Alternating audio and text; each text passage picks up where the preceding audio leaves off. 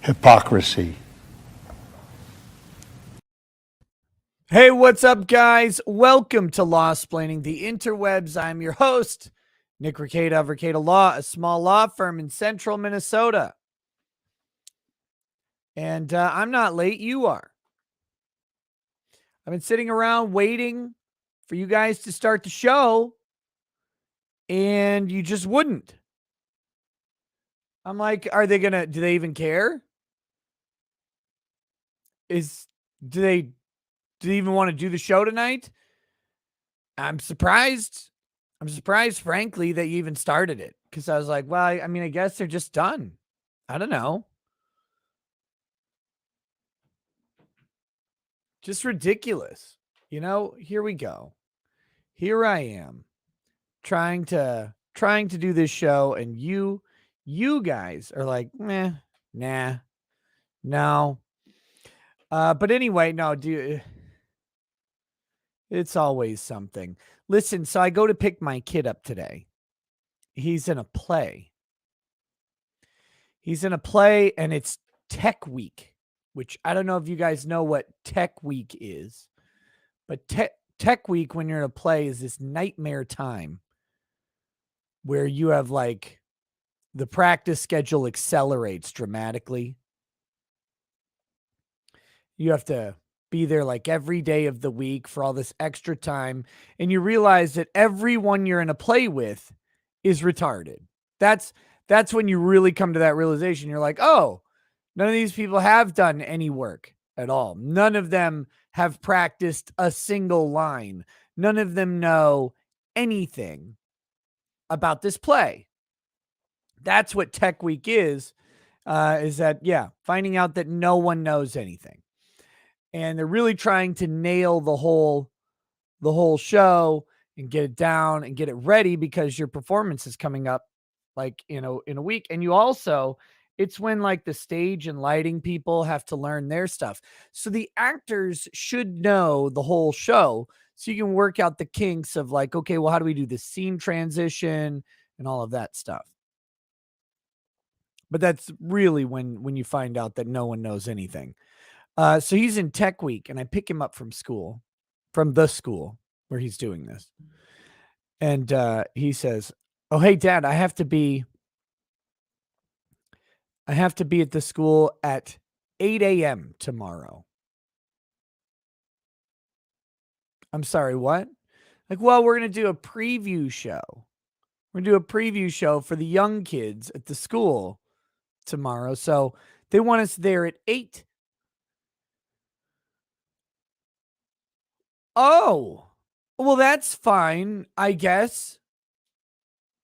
So the spoiler, the mild spoiler on this is, my kids attend some classes at a private school. We homeschool, but there's like theater, for example, right?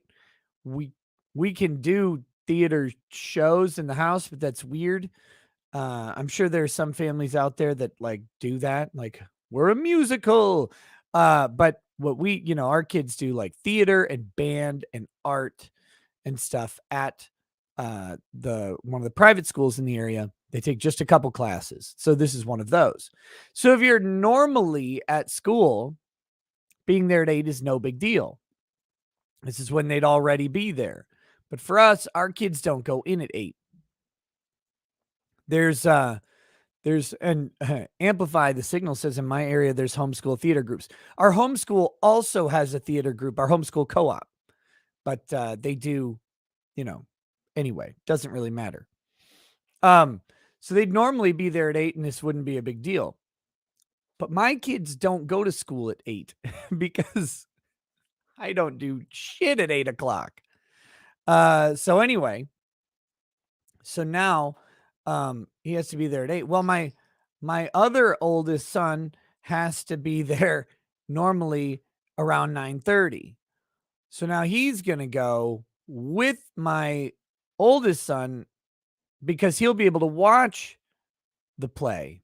So now they both have to go to, so long story short, this is still like an hour and a half earlier than we would normally have to have these kids moving. So now I have agreed. This is very relevant to everything, by the way. I have agreed to fall on that bullet. It's not really a sword. So fall on that bullet and take the kids at 8 in the morning. Well, leave in time to get there at 8. So what, 7:30, something like that tomorrow, which means I needed to sleep before the show because I'm going to do the show. And then after the show, I'm going to do Twitch until it's time to take the kids in. And then I'll come home and go to sleep after that. So that means there will be an extra long Twitch session tonight following this show. It means I have no time agenda because I just have to be done by about 7:15. So there's going to be plenty of Elden Ring probably tonight. So anyway, so I was asleep and Lady Rackets, you got to love her, right? She's like, "Oh yeah, you just go ahead and get some sleep." And I'm like, "You're going to let me sleep, right? You're not going to interrupt me or anything." She's like, "No, it's great. It's cool." So I'm sleeping to the sounds of Star Trek Deep Space Nine, which is playing at normal volume in the room with the lights on. This is my night's sleep, apparently. And she's just hanging out watching Star Trek.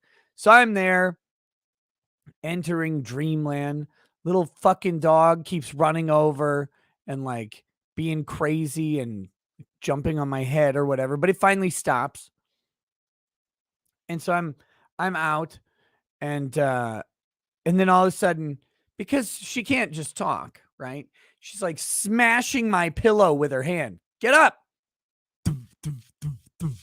Hey. And I'm like, yeah, what? It's 10:55. What? Go to your show. It's 10:55. I forgot to check the time. I thought you'd set an alarm. Like, I'm going to wake up from an alarm. My nap's like an hour and 45 minutes long. So yeah. So then I have to get up and get down here. There you go. There's my elaborate story of why I'm late.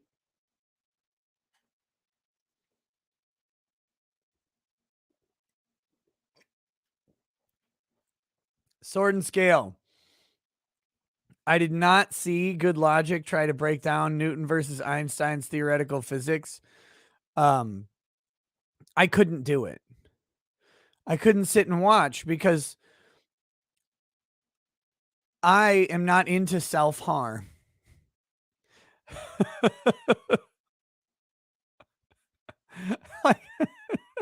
The last time Joe talked physics, I wanted to chew on broken glass and pour bleach in my eyes and shove serrano peppers into my anus. Oh my gosh. I saw the thumbnail that said I was owned and destroyed, and I was like, yeah, probably. We'll just do that.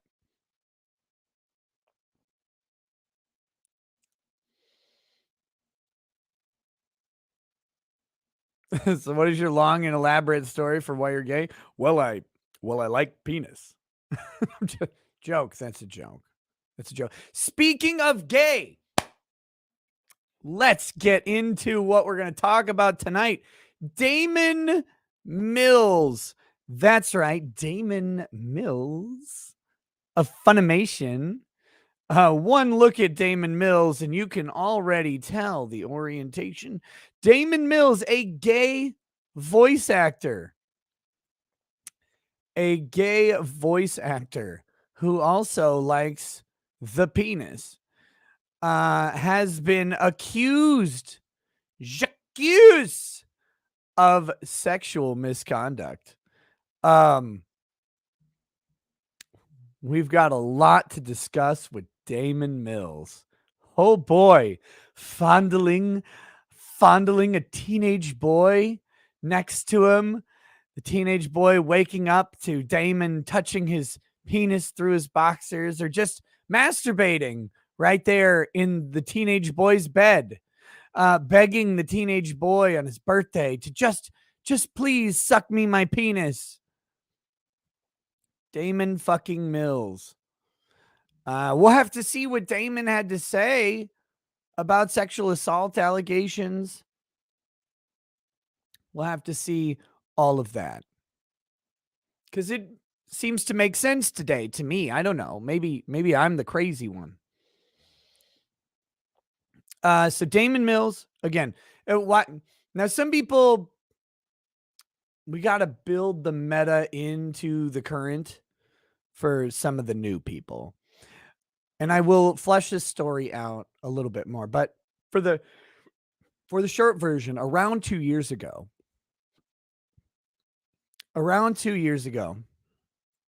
Vic Mignogna was being canceled. I think it was 2 years ago. Yeah, 2019. 3 years ago. 3 years ago. Vic Mignogna was currently being canceled from the earth. Vic Mignogna is the voice of Broly. He was a anime voice actor, the voice of Edward Elric, the voice of some super gay character, Crow, I think, from JoJo's Bizarre Adventure, an anime that shines a little too brightly. Anyway, wait, was Crow? No, Crow was from Ruby. Who's his JoJo character? And it doesn't matter. So Vic Mignogna is a voice actor, and he gets Me Too'd, and his whole industry piles against him. Around this time, this time 3 years ago, one of the conventions he was going to is called Kamehameha, whatever. That was a DBZ, Dragon Ball Z specific convention. It was the year of the Broly movie. Everything's on high alert. But then all these accusations come in right on the heels of the release of the Broly movie, and all these conventions cancel them, including Kamehacon, which happened to be in Texas. Now, Kamehacon was set to start on April 22nd, I think. And so around this time, maybe a week or two from now, 3 years ago, was when pressure was being applied to Kamehacon by fans, by me, and eventually by Vic's lawyer, to bring him to the show that they had contracted for him to be at. They contract. They said, you're going to be here. Signed contract. Everything's good. Check the exit clauses. There's no exit clause that would allow them to cancel his appearance. So be there. So pressure gets applied, and they invite him back. They say, okay, all right, we do have a contract. You can come. So Monica Rial gets together with her little fucking weasel, Ron Toye, and they decide, no, we're not going to let him come to this show. This is quintessential tortious interference. They text the owner. They threaten to violate their own contract if Vic is allowed to come. And they say they've got several voice actors to agree to this. And there's going to be a big walkout of the talent there at Kamehacon. Talent is used loosely in this description. Big walkout. And they had about 5 more voice actors. And then that they would host a competing event at a different venue for this. So Kamehacon cancels Vic again. More pressures applied to Kamehacon. They look like giant fucking losers. The guy who's running it looks like a complete dumb fuck. And then eventually, Chris Slatosh, I think was his name. And then eventually Chris Slatosh decides to say fuck it, and he ultimately does allow Vic back in. And then these like 6 voice actors all walk out. They don't attend the show. They have their competing one, because it was very dangerous to have Vic Mignogna at the show, and they just couldn't abide by the by the lack of safety of the convention. This is their wording, because a quote unquote sexual predator was going to be there. They would not stand for that. Daman Mills. Daman Mills is one of those people. Now, another one was this girl named Sarah Weidenhefty is what we called her. She was the first victim of karma. So Sarah Wiedenhoff was another voice actress who did this. And it was much quicker after all these events that it came down that Sarah's brother was a person who liked the kid porn a little bit. A whole bunch of kid porn. Federal charges for kid porn on his computer. And he's like, no, it wasn't me looking at the children. I bought this hard drive on eBay. And that's one of those amazing instances where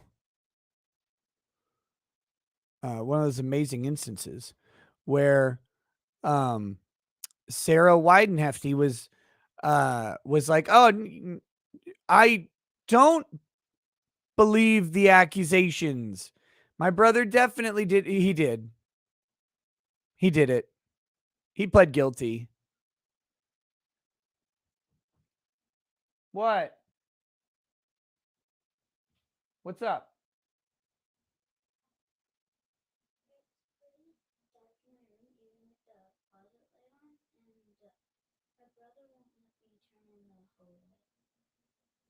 What do you want me to do? What about the light from the other closet? Having that light on and having your door open. Yeah, if the hallway it should. Look, it's that, or you keep your light on in your room. Okay. Those are the two options. Yeah, you should be sorry. Get out of here. Oh my gosh. The exact same issue. The girl's room is too dark, so they want the hallway light on. But the boys are like, no, because then it's bright coming into our room. Nobody can close a door. That would be silly. Okay. All right. So anyway,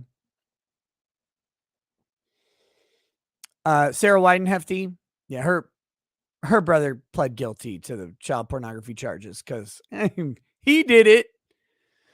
And then now Daman Mills is the next one of that specific pack. There have been other issues with these people. Not Joe, yeah, Ruby. If you don't remember the guys who run Rooster Teeth or whatever, they had their own issues. This is a funny thing about all these people who are very loud about this, about these accusations. What was it? One of the Rooster Teeth who runs Ruby, one of their executives was beating his wife so bad that she had to like secretly flee to the police. And the other one was shoving dildos up his ass for someone who was catfishing him, taking pictures of his wife in like, getting dressed without her consent and sending those to some random purported female on the internet who's in like, oh no, you need a bigger dildo in your anus. And then all these people have the same shit. Chris Haywood and Adam Kovic. Yeah, those are the names. Chris Haywood, I think.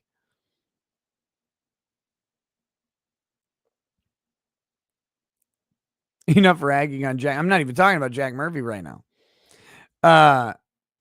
But yeah. So anyway, long story short, we're going to go into the full story of that. This is all the preview. This is just the tip This is just the tip. Okay, then the next story we've got is a very uplifting episode. The next story we've got is a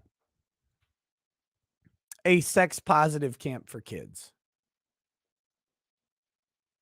For children. That's right.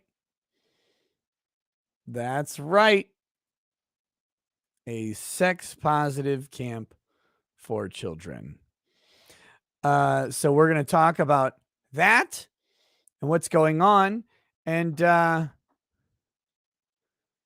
you heard of this "Don't Say Gay" statute or whatever? We're going to talk about that too, probably. Mix that all up in the same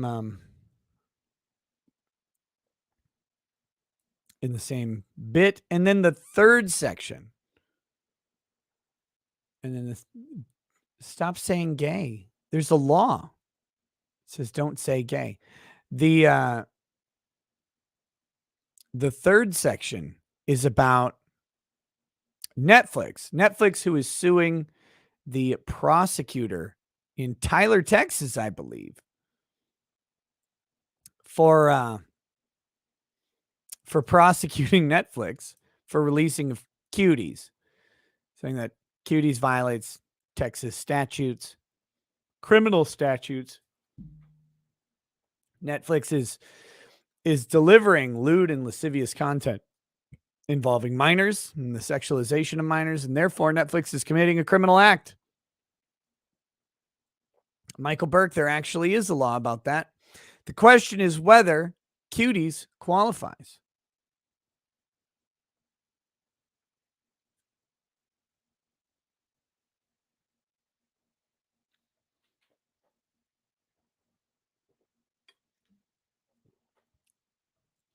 So there you go. Or Tyler County. Yeah. Sorry, not Tyler, Texas. Tyler County. Tyler's in Smith County. So that's going to be the thing. They're begging the federal government, please save us from a rural Texas prosecutor whose people go, yeah, Cuties is wrong. Cuties is wrong. So that's what we have for a show tonight. And how long and whatever this is, that's what we got. So I hope you're up for it. Maybe a little whiskey. I have plenty of hours to sober up, so I can have a couple glasses of whiskey as we go. And is that it? I guess that's the intro. Only 30 minutes. Well, would be 30 minutes of intro if I counted my lateness, but only 24 minutes of intro. 23 minutes. Very weak. What a pathetic intro. Let's hit a couple of these super chats that have come in already. Unbreaded. There's something else that happened today. Oh, yeah. Robert Barnes. Robert Barnes replied to my tweet that Jack Murphy knows fuck all about libertarianism and hedonism, and asked if I would debate Jack Murphy and that Robert Barnes would moderate. Well, here's the deal. Internet debates are gay. I don't like them. Since we can't say gay, we're going to say gay a whole lot, I guess. I don't like internet debates because I find them to be unproductive discussion. However, I will discuss. So I don't like debates, but I'll discuss libertarianism, in which we may have disagreeing positions. I don't feel like it's a semantic difference between debate and discussion. Some people might, but I mean, that won't change the fact that libertarianism is not in any way equivalent to hedonism. They have nothing to do with each other. And to suggest that libertarian values are the same as hedonistic values is top shelf Geiger retarded.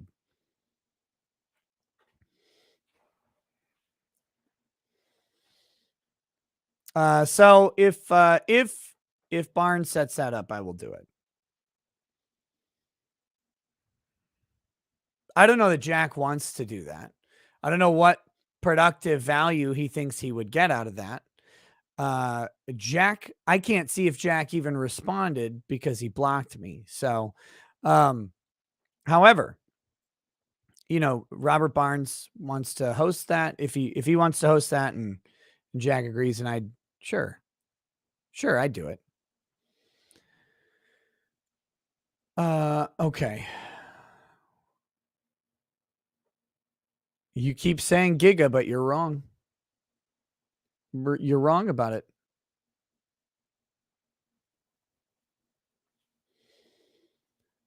Calling it a debate is kind of gay, but it will get more media hype. Why do people like watching internet debates? There's nothing, there's no production from either side.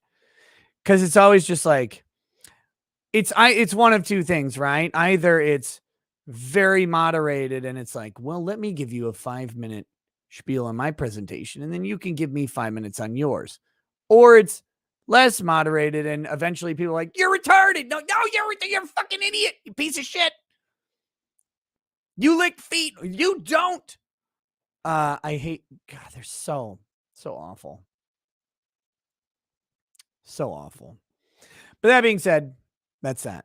I have no idea, but I figured I'd publicly address it. I mean, I replied to the tweet, but I'll publicly state my position on it.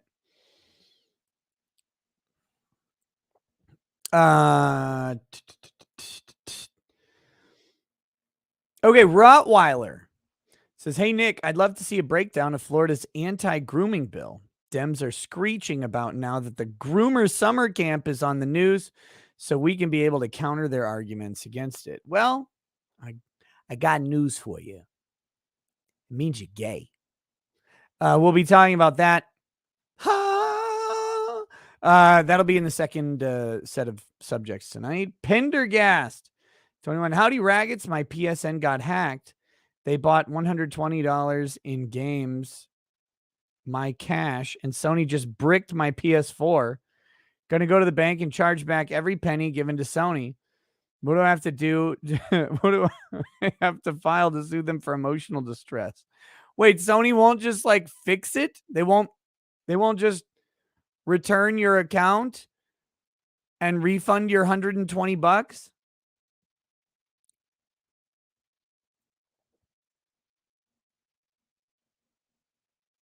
That's why not?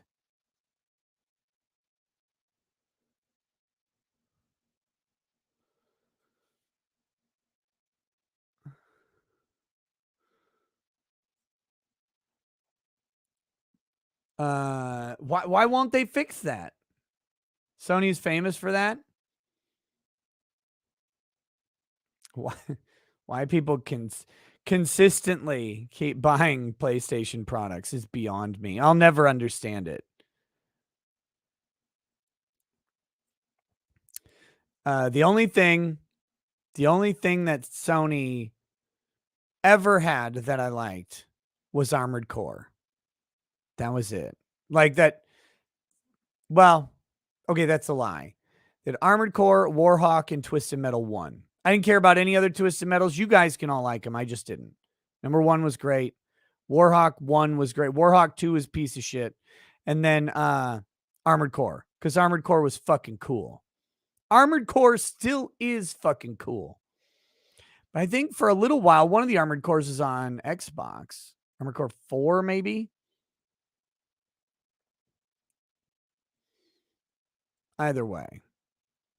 All of this stuff was 20 years ago. It's been 20 years since Sony mattered, in my opinion. So, but yeah. Johnny Stoffel. Well, Pendergast, sorry. What do you have to file to sue them for emotional distress? Um, just shit in a box and mail it to him. Don't do that. That's a joke. Probably. Johnny Stoveful says, "Hey, Nick, first time toast asker.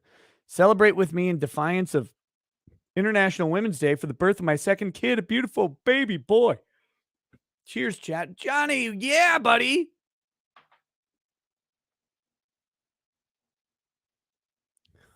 Oh, one more man in the world. Let's pour some of this Kaio whiskey that I've got here.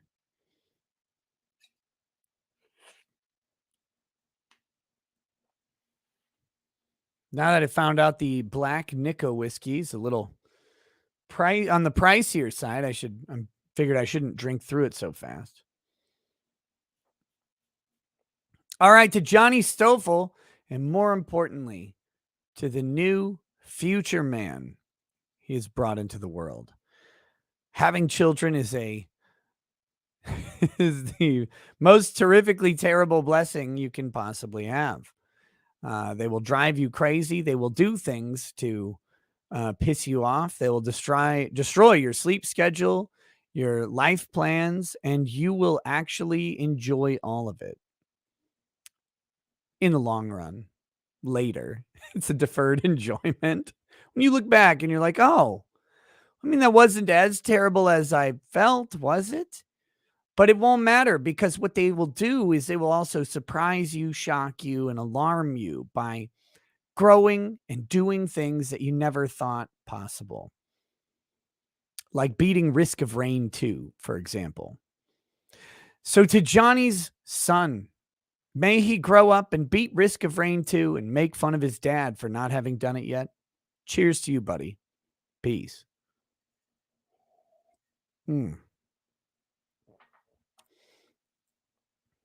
What's the bag? Oh, yeah. This is disgusting. Have you guys ever been to Qdoba? Qdoba's chips are greasy as shit. Hideous. Hideous.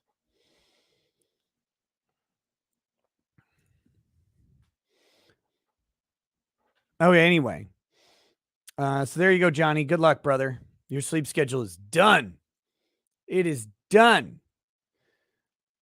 But really, we should probably take 30% of Johnny Stoffel's child's wages and give them to women right now, because the bigot had a male child, which is gross.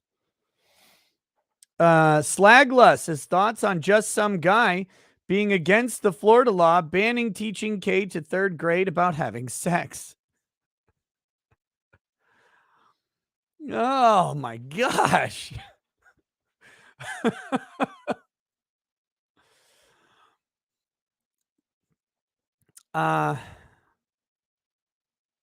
Well, I don't know. Here's the deal.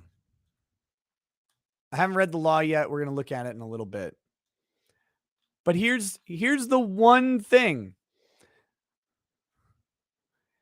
There is no academic freedom for public schools, period. There is no First Amendment for public schools. There is no academic freedom. There never should be. Even when it goes against what we want. I mean, this is the point of having, a PTA, of having school boards and stuff like that. This is the state educating your child, which means you get to complain. 1 billion% get to complain and control what the state does to educate your child, because the state derives that right from you, and it's supposed to be voluntary, but it no longer is. Now it's compulsory. So if you don't send your kid to a school of some sort, or do some sort of schooling, they can take your kid. They can charge you with crimes. The exchange of that is the teachers who want academic freedom in a public school setting can fuck right off.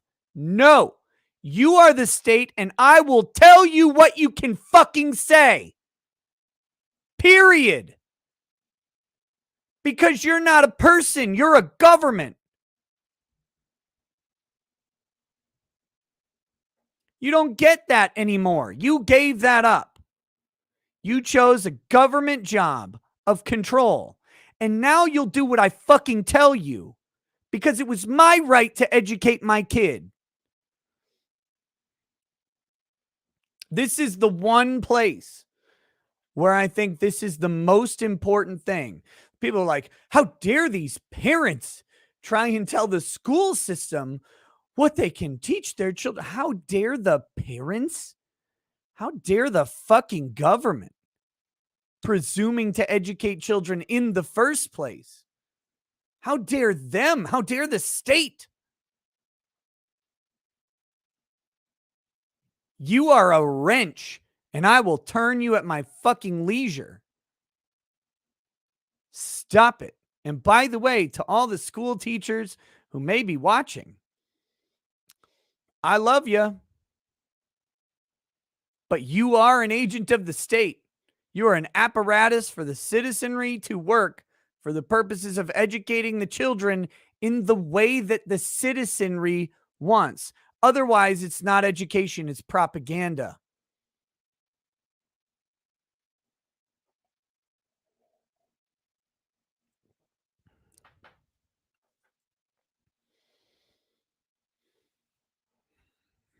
So that's what I have to say to that. I don't know what Just Some Guy's position is on it. I shockingly haven't talked to Just Some Guy since our last exchange. But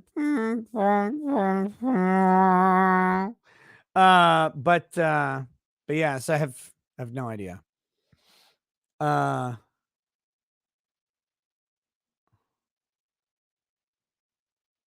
Let's see. Smoking, says Nick. Prick. Bundle of sticks. Coincidence? Okay.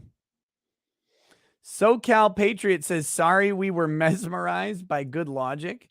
How was good logic mesmerizing you? Today? What's he talking about?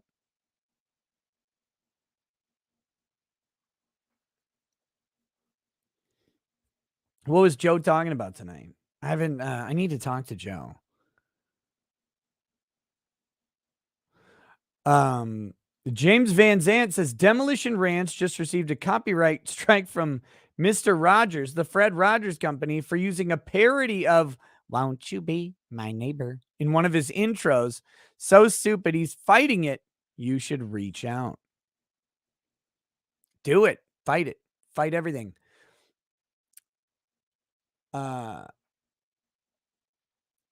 His wife's favorite GPS app. Oh, he's on Sitch and Adam? There you go.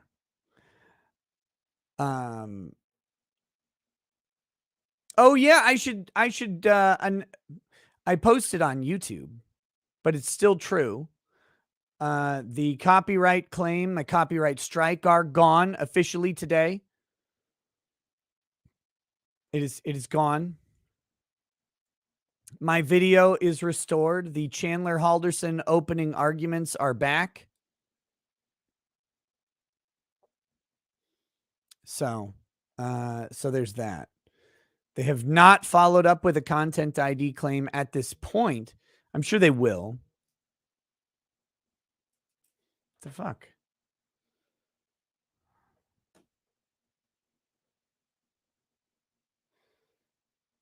Hold on. The hell is this? All these damn notifications. Okay, sorry. So to make sure I'm not getting not having some emergency to deal with. So yeah. They did drop, well, I mean, They said they would. We covered that yesterday, I think. But the claim is actually gone as of today. Blaine 20 says, when hammock in the vault has to be a fucking lot bigger for that. But yeah, I'm strongly looking at building a studio with a little bit more room. Lost Bullets says, hey, Nikki, based on the frequency and severity of your lateness, one can only assume you're worse than your mods. You must be embarrassed. No. Nope. Modhood is always gayer than everything, as you would know, Lost. Asia Frazier says YouTube isn't letting me super chat for some reason. Well, this happened to me on Medicare's last stream. On Medicare's last stream, I tried to send a super chat. I got a receipt saying that they took my money, but the super chat never showed up. And then I tried to resend the super chat several times and it failed sending over and over and over again until I picked a different dollar amount and sent it in. So, Jim, I tried to give you $100, but YouTube fucked me and said, no, you can only give 50. So I don't know. I don't know if that's what happened to you, Aisha Frazier. Sorry that they're not letting you send super chats. No idea. I saw it. Yeah, he did read it out. I saw it. And then what else we got? Mistis Nikoto says Armored Core was made by FromSoft, and there are rumors that their next game will be Armored Core 6. I hope so. Armored Core is fucking cool.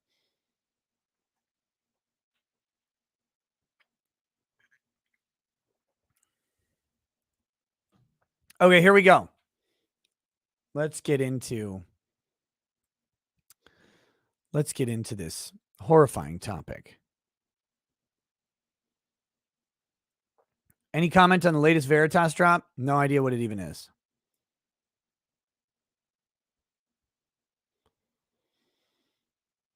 No idea. What is it?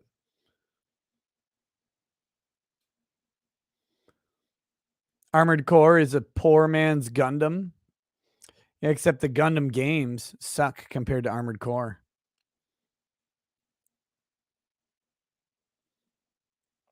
There we go. It's extra spicy. I should watch. I'll have to check it out. Okay, here we go. Let's do this. All right. I have to do something I don't really like to do for this video, but it's just so damn convenient. We're going to dip into the well at Kiwi Farms because they have archives of everything. They have everything we need for this because they are the Kiwi Farms. But I don't like using Kiwi Farms specifically for show research or anything. But when I do, not for, I have no problem with using information from Kiwi Farms. It's not like their information. No, I don't care about that. It's just that I try and gather all the information I can on my own, but their fucking thread on it has everything already. So when I do it, though, I do go ahead and let people know that I'm using them because it's oftentimes where you can find archives of shit that people try to remove when it comes out that they're trying to touch minor children, for example, and they try and delete stuff. And shockingly, Kiwi Farms has the records. So that's what we're gonna do is we're gonna look at the records that they have.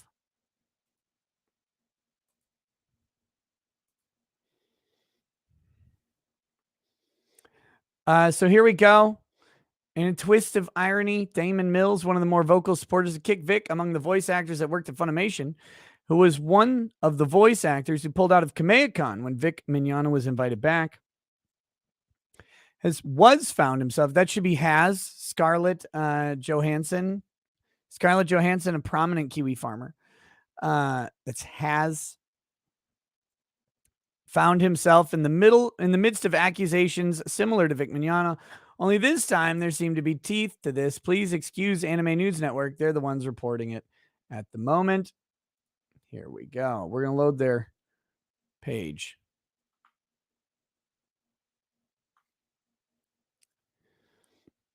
And there you go. This is the target of the Florida do not groom law right there.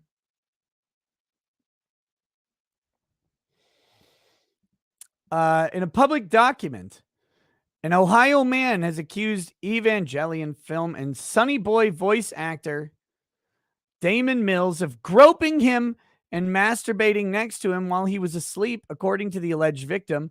The incidents took place between 2014 and 2015 when the man was a high school student and Mills was 20 to 21 years old. Mills, through a cease and desist letter sent to the alleged victim, silencing a victim. Wow. You know who didn't send a cease and desist letter but was accused incessantly of trying to silence victims?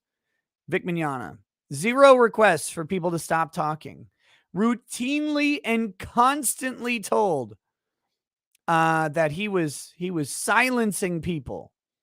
Daman Mills has actually sent a letter demanding silence. You stop saying what you're saying. I wonder if Monica and Jamie are okay with this kid toucher. I wonder if Ron Toye is going to defend. Well.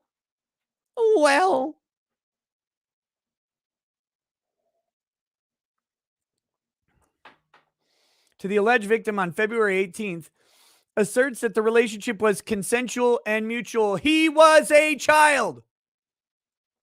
Very important point. And the allegations are wholeheartedly false and without merit. The voice actor is asking that the allegations be retracted.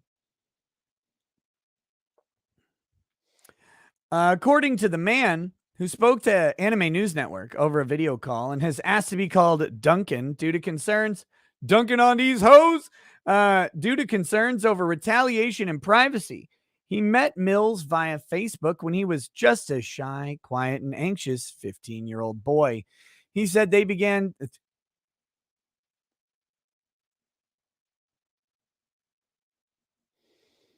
Groomer, he's a groomer. He said they began talking in December of 2012 when the yet undiscovered voice actor was living in Hawaii. According to Duncan, they became familiar with one another through the fan dub scene. Duncan told Anime News Network that the friendship intensified. And Mills confessed sexual and romantic attraction with a child, which Duncan did not reciprocate. According to him, he wanted to be kind to Mills and did not want to end the friendship because of their different sexual orientations. However, he added that he was routinely explained to Mills that they were not romantically involved over the several-year friendship. Quote, I tried to be as nice as possible while also stating I did not feel the same, but didn't want it to affect our friendship. He continued to talk to me every day, texting me constantly, like a woman, getting angry and emotionally attacking me if I did not respond as quickly as he did. He would often bring up that he felt sexually and emotionally attached to me. All of these things I would try to avoid, Duncan wrote in the public document. Duncan said that Mills moved to Ohio in January of 2014, approximately a year into their friendship. He said Mills's new home was about an hour from where Duncan lived with his mother and brother, and the two would see one another about once a month. Duncan claimed that the first time Mills stayed over at his house, he insisted that they sleep next to one another in the 16-year-old's twin-size bed. First of all, gay. Second of all, get the fuck out. Third of all, let's be critical of the writer here. Why? If some dude is like, if you're like, hey, we're friends or whatever, and some dude's like, actually, I want you to suck my cock and I want to put my finger in your butt. Look, I'm not going to have you sleep over. Not going to have you sleep over. I think that's a good solution. So I'm going to just put that out there. Probably shouldn't be having that kid sleep over. Kid, adult. All right, so I awoke that night to him heavily wrapped against me, nose in my neck and his entire arm up my shirt. He was caressing my bare body. I felt confused and outraged. This man I'd been vulnerable to, taking advantage of my trust. I confronted him, Duncan wrote in the public document. He claimed that Mills denied being awake, and the teen asked him to not do it again. According to Duncan, Mills's behavior didn't stop, and the sleepovers stop inviting this fucking weirdo to your house. Routinely included Mills asking to sleep in his bed, followed by him waking up to being kissed, caressed, or having his hand moved towards Mills's genitals. On one occasion, Duncan said he awoke to discover Mills masturbating next to him in his bed.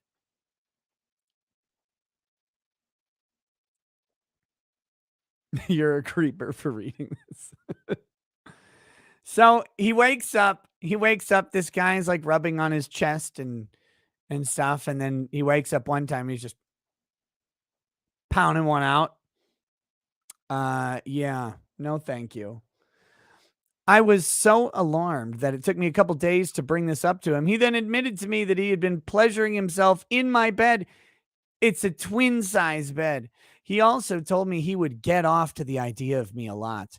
I feel so much shame for letting this go on for as long as it did, but also angered that someone who knows right from wrong would do these things, Duncan wrote in the public document. Duncan claimed that on Mills's 21st birthday in 2014, Mills came to stay in Duncan's family home and spent hours attempting to persuade the 17-year-old boy to perform oral sex. He stated that Mills told him friends help each other out sometimes. It's not gay, it's just a bro job, right? I'm so happy now that through the emotional abuse and mind games that I didn't give in. Didn't you? I mean, did you? Like, did he not give in? Do we believe this? Do we believe him? I don't know if I believe that he didn't give in personally. However, I would still wake up to him kissing me in my sleep. Why have you not put a pillow over this piece of shit's face and just put this to rest real fucking quick? Kissing me in my sleep and fondling me. Some of these things I was too cowardly to even address. Duncan wrote in the public document, he said that Mills even sought out one of his other acquaintances in hopes of getting photos of Duncan in his underwear under the pretense of it being a joke. Homosexual. That acquaintance was Brian, who has asked us not to publish his last name due to privacy concerns. Brian said he was introduced to Mills through Duncan in approximately 2014. He and Duncan were friends forged over the internet, and both teens took part in a Skype-based chat group that included other similarly aged friends. The group often joked around and did, quote, dumb shit that Brian described as typical humor for the time. He said he took a video of Duncan in February 2014 and sent a screenshot of his friend's face set a screenshot of his friend's face as his own profile photo on Facebook. In a screenshot Brian shared with Anime News Network, Mills is shown to have messaged Brian and began asking for the video repeatedly after Brian declined. Why the fuck is your picture Duncan, by the way, lol? That's from the vid and he's hot. Duncan, what are you doing, man? What are you doing? Duncan. Look at this. I'd really like to see this video. God damn it. Sorry. No. Show me, show me, show me, show me, show me, show me, show me, show me, show me, show me.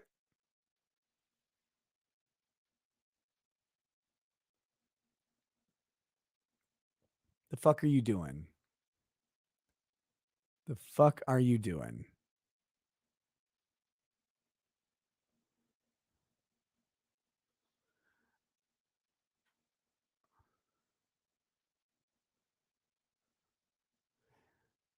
No, Ryan, the editor, we don't have to ask any of those questions. You're wrong, actually.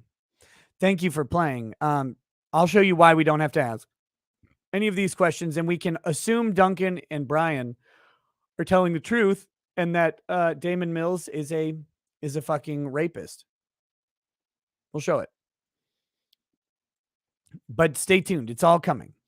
You, by the way, 100% correct. Duncan and Brian are 100% telling the truth. Daman Mills definitely did this. And I'll show you why we know that Daman Mills did this as we go. Oh, Pepsi Man, we'll get there. We'll get there. Brian told Anime News Network that Mills would often make off-color comments on his and other boys' Facebook profiles and play it off as jokes, including statements that he was going to rape them. He would comment on Facebook posts and, spell rape incorrectly to try and act like it's funny, Brian said. In one message from 2014 shared with Anime News Network, Mills wrote to the 16-year-old Brian that they should fuck and asked the teen to send nude photos of himself. Here you go. This is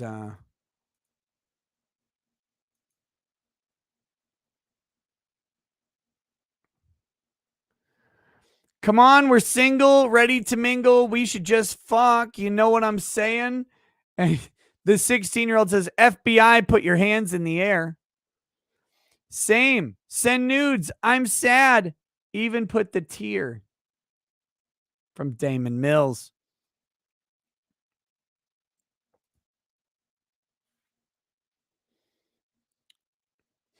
Brian said he was contacted by Mills the day after the voice actor's birthday when Mills allegedly asked Duncan to perform oral sex.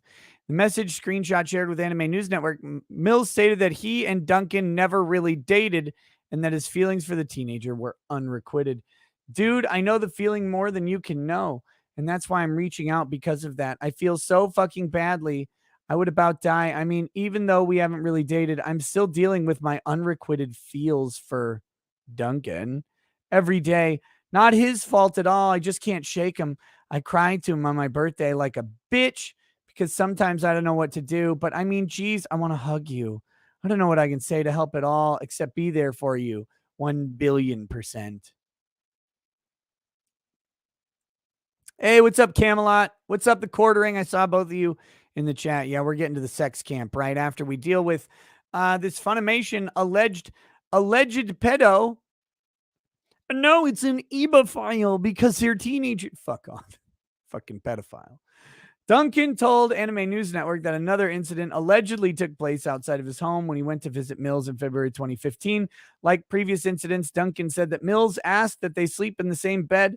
Duncan stated he woke up that morning to Mills prodding my penis through my shorts, and that's only what I was awake for. According to Duncan, he woke up mortified. Did he have morning wood already? To which he said Mills only laughed. Duncan said he confronted Mills about it later. And Mills made him promise not to tell anyone. When Duncan would try to talk to Mills about it, 2015, I think, is the year that Daman Mills would eventually be cast by Funimation, his first show.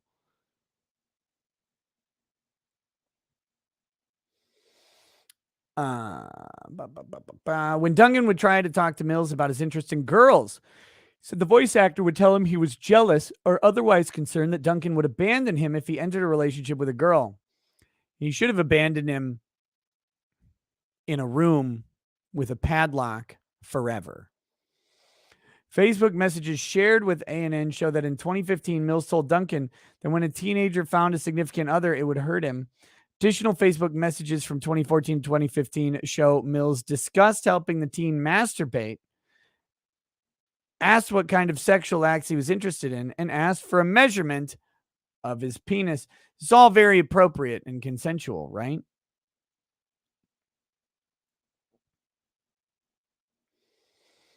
Eventually, Duncan stated that his mother got involved. Gross. And by March 2015, the two were no longer in regular contact. Based in red-pilled mom. I don't like that gay you're hanging around. Get him out of here.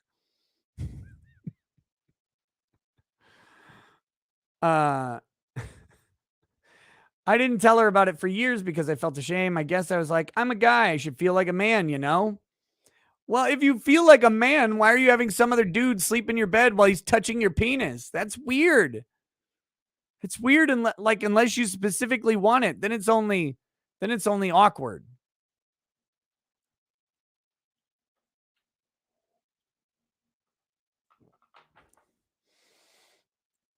I should feel like a man, you know. This isn't happening to me. I tried to dismiss it in my head because I didn't know how to deal with it. Well, claw hammer would work. He said he told A&N that his mother thought it was strange that they were sharing a twin-sized bed and offered Mills the couch instead. Mom thought it was strange.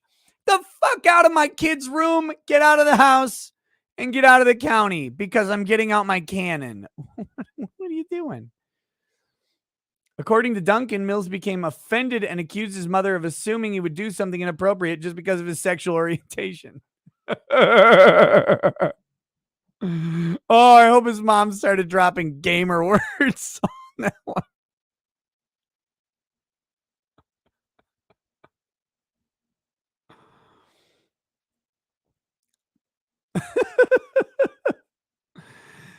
Duncan said he felt trapped during the conversation because he claims that Mills had already been inappropriate with him in his bed, but he didn't want to say anything in front of Mills and his mother.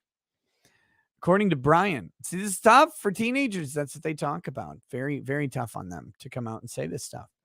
According to Brian, Mills began distancing himself from the friend group as a whole in 2015. When he reached out to Mills in May of 2015 to ask why, Mills replied that he didn't want to deal with Duncan or to hear about what I've done wrong or anything between him and I.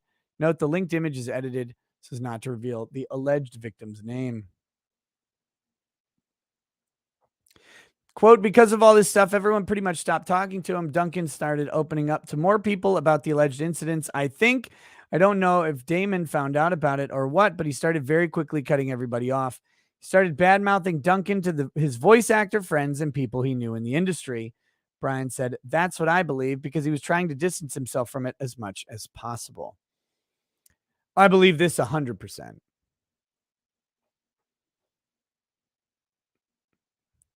I wonder what his voice actor friends all think about this poor fucking kid, Duncan. Duncan began seeing a girl and said he discovered that Mills had told their mutual acquaintances that he was a liar and a bad friend, including to Duncan's own brother. Duncan stated that he confronted Mills, who he claimed admitted to doing it because, quote, making himself and others hate you made it a lot easier to move on. Move on from what? You're obsessively touching and molesting someone who's not interested in you. I had to berate you to everyone to move on for me. That same year, Mills was cast in the lead role of Media Blaster's Holy Night anime OAV. In 2016, he was cast in his first lead role for Funimation as Jungo in Nambaka, with additional roles in Yuri on Ice, Cheer Boys, Tauken Ranbu Hanamaru, Trickster, and All Out. None of which I've seen because I'm not a fucking degenerate. Mills told Anime News, well, I am, but not for anime. Mills told Anime News Network that he has sought legal counsel and has been advised not to comment on the allegations. He sent the alleged victim a cease and desist letter on February 18th, as well as claiming that the relationship was mutual and consensual and the allegations be retracted. Mills also demands that the alleged victim cease and desist from further contacting Mills' employers or contractors. Oh, why? Why should he stop doing that? I thought that was just fucking fine. He was given till February 25th to agree or face potential legal action, including potential liability for damages, costs, and expenses. The age of consent in Ohio is 16 years old. Daman Mills is represented by Kenneth J. Berkey of Berkey Law Group, APC, in California. When asked why he's coming forward after all these years, Duncan said his primary motivation is admitting that what happened to him was real. I'm just trying to get this story out there because this did happen, as unbiased as I can be. This all did happen to me. When things like this happen, people should feel comfortable speaking up about it. All right, so there we go. There's more to this story.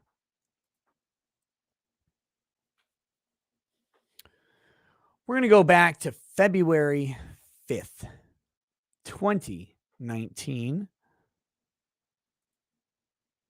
Reminder, this all happened in 2016. Fuck.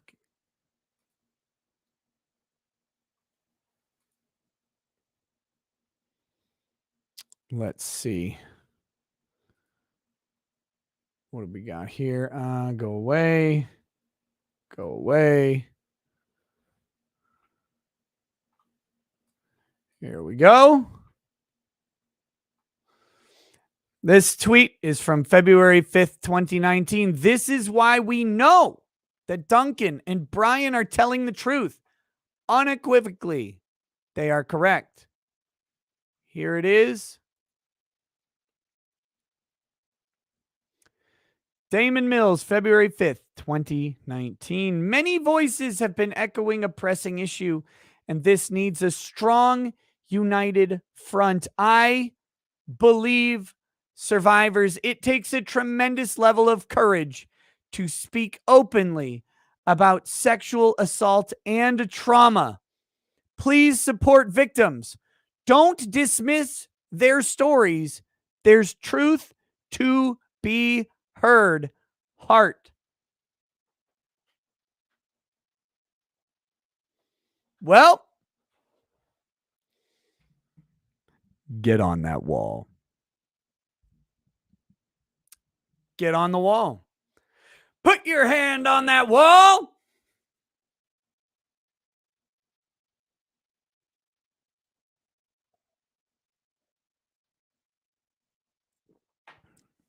Just 3 short years before this, Daman Mills would be scrambling to distance himself from Duncan because of what might come out about what he did to him, right? Get the fuck out. Get out. You're done. Go. Leave. You're a pedophile. You're done. At this point, it's fucking over.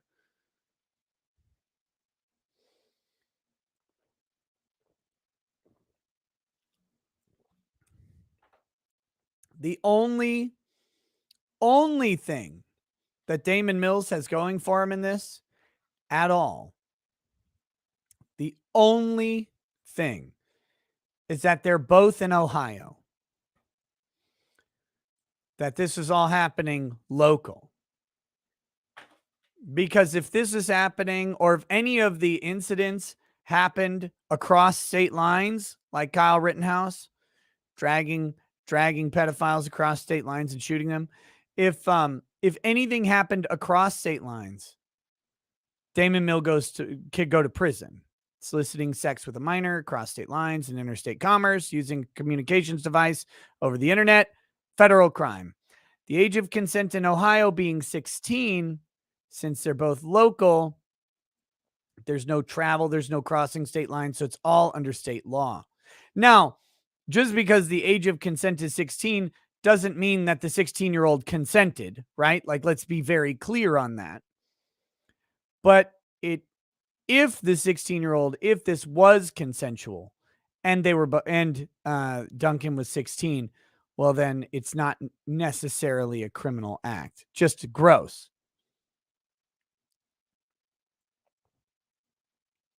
So, however, if there's any communication about soliciting a minor across state lines in this stuff, then that could be a very big problem for Daman Mills.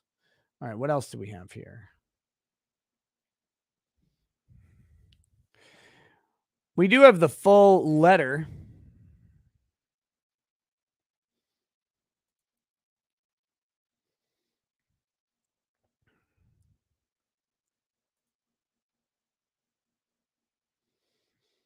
I guess we could take a peek at this. Let's see. Whoops. This one.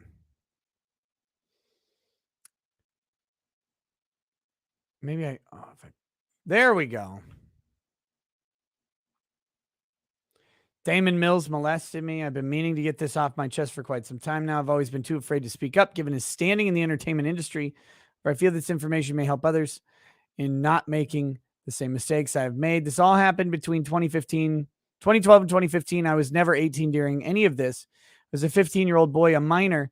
Damon, a 19-year-old adult. Damon met me over Facebook, and due to our similar interests, we became friends. It was very early on that he admitted he had feelings for me. I tried to be as nice as possible.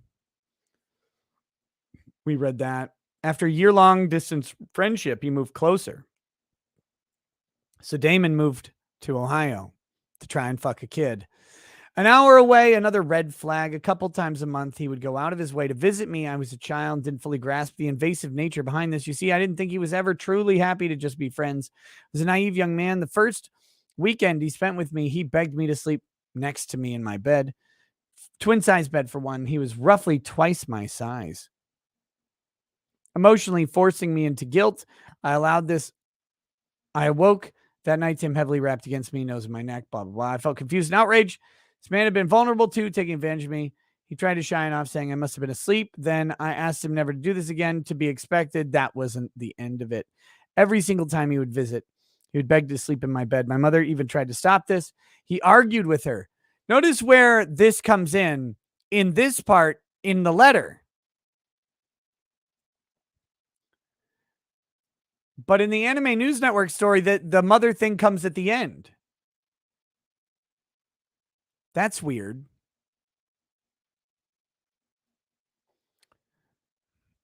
Make no mistake, by the way, Anime News Network loves these fucking pedophiles. They love them. They love them. They love them. Anime News Network was all about people like Daman Mills. This must have pained them to write. Anime News Network can eat all the shit on earth. Let's see. My mother even tried to stop this. He argued with her, victimizing himself and turning it into a matter of sexuality. So he would end up next to me, and every time he would molest me. To the entire extent, I am unaware, but can at least reference times that I was conscious. On one occasion, I woke up startled. He was moving around a lot. Didn't take long to realize he was masturbating right next to me. I was so alarmed. It took me a couple days to bring it up to him. He then admitted that he had been pleasuring himself in my bed. Also said he would get off to the idea of me a lot. Feel so much shame for letting this go on as long as I did, but also angered that someone who knows right from wrong would do these things. Next. We're going to just burn through the letter here. Time would pass, and he would find any reason in the world to come to my home, try to be as nice as possible, and would always be my downfall. He would speak poorly of girls I would be talking to and trash my family and I amongst his peers of actors. I was always a bad guy on his 21st birthday. See, again, Anime News Network presented the whole story out of order. He came to stay with me. He would also often beg me for hours to kiss him or pleasure him, insinuating I give him a blowjob and that friends help each other out. Come on, it's my birthday. I'm so happy now that I never did it. Kissing me in my sleep and fondling me. This happened every single time I would see him. I would shower and he would make excuses to see me get dressed. I would be getting dressed with a fucking holster on. Fuck off, you weirdo.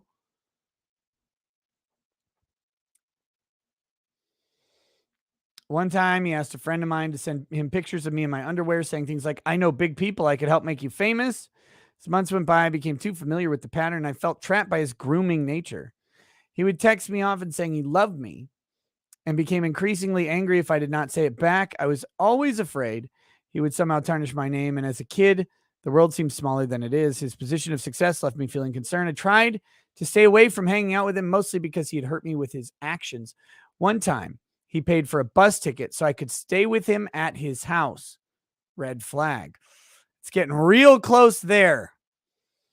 He asked that I sleep in his bed with him. I woke up in the morning to him prodding my penis through my shorts, and that's only what I was awake for. A few months into 2015, I'd gotten a girlfriend. Damon was so mad at me, said we could no longer be friends, and that all I had done was be toxic and manipulative towards him. Blocked me after that. It's been well over 5 years, and he has never once taken accountability for the things I do or do not, for things I do or don't know. Never said sorry. A lot more to the story and several things I did not mention. The point of this is to bring awareness to sexual abuse. I was underage at the time we were friends, and he was a grown adult. Of course, the difference is here with a lot of these claims is we actually have the messages of him doing this. I never once consented to anything of that nature and would tell him over and over, I am not trying to lead you on. You can only hope that I'm a one-off instance that he tried to seduce a minor. I doubt it. I doubt it. I doubt it. Though I do not know what he has put others through. I do not wish to press legal charges as a way to condemn my anonymity. However, I just want my voice to be heard and maybe help others who are afraid to speak up. As for Damon, I hope that this has at some point been a learning curve for him. He has never treated anyone else in these ways. Daman Mills molested me. I hope he has since gotten help, and this does not affect him in the long run. Wrong. I hope this very much affects him in the long run. Fuck off. Thank you for taking time to read this. Fuck Daman Mills. Okay, let's see what else we've got in here. Here we go. Whoops.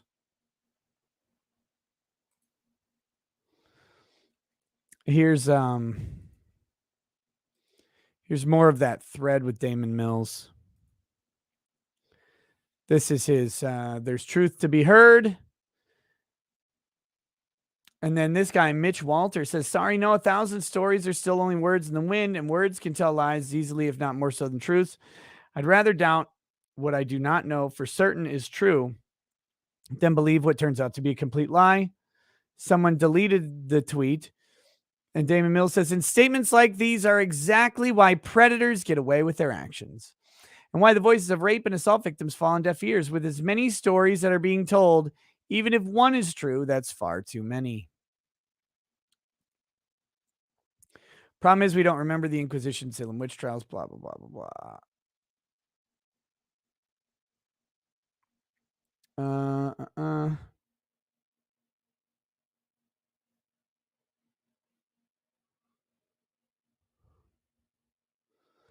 Who's this? You've repeatedly assaulted me. When are you going to take responsibility for it and quit running? That's from March 25th, 2019. Who's this guy?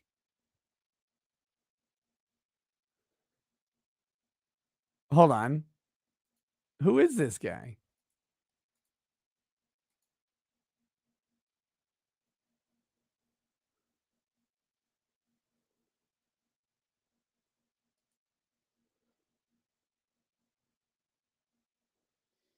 The fuck is James Rayner?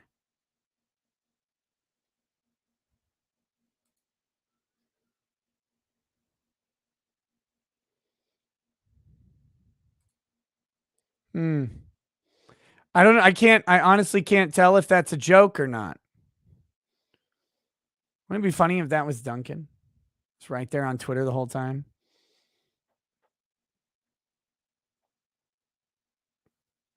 There's no way his name is actually James Rayner.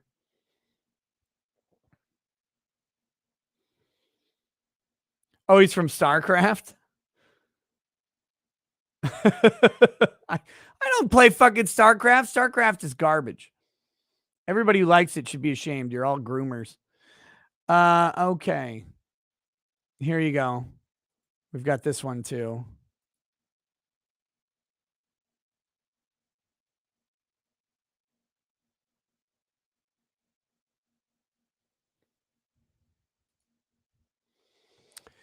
Thanks, Damon, from Monica Rial. Heart, Daman Mills. Heart, heart, heart, heart, heart. Heart, heart, heart, heart, heart, heart, heart, heart, heart, heart. Gosh, she looks like a fucking goblin even in this picture. It's awful. Atrocious. Let's see.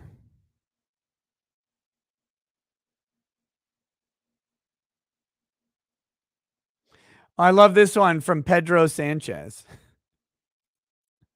Says, Vic rapes 10 Gorillion women and girls. All we have is he said, she said, hearsay. Daman Mills molests one guy. Text messages and logs of him being a creepy pedo fuck.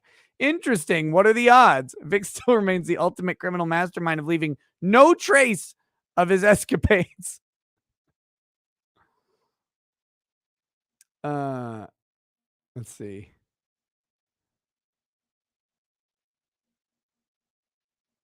Let's see. Here we go.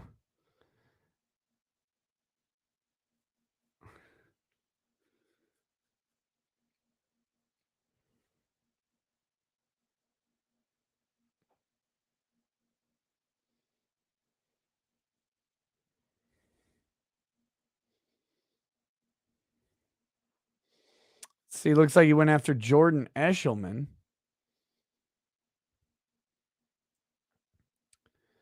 Hold on.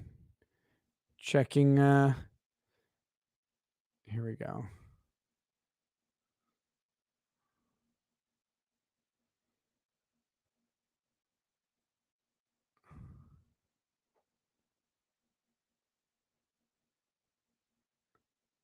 Uh-oh.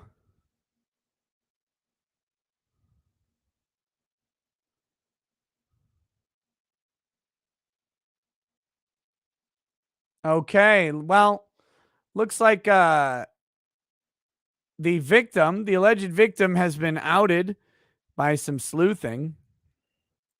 I won't pull up his name because I'm not going to publicly put it out there, but it's in the Kiwi Farms thread. Here's the alleged victim, and here's Daman Mills, of course, looking constantly weird. Here we go. There's Daman Mills and some other weirdos. So this must be the kid. That's a little 15-year-old. It's harder to see in these pictures the comparative size difference, but that's quite a bit of size difference.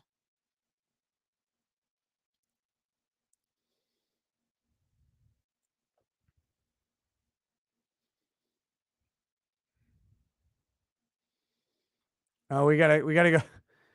Here's all the. Hold on. Let's see what all these pictures say. These were excluded. Hold on.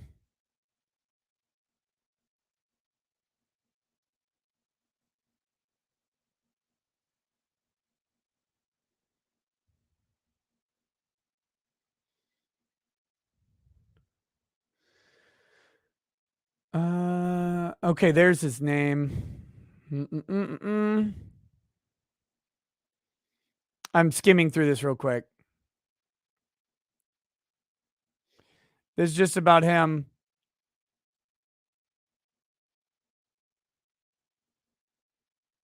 Holy shit.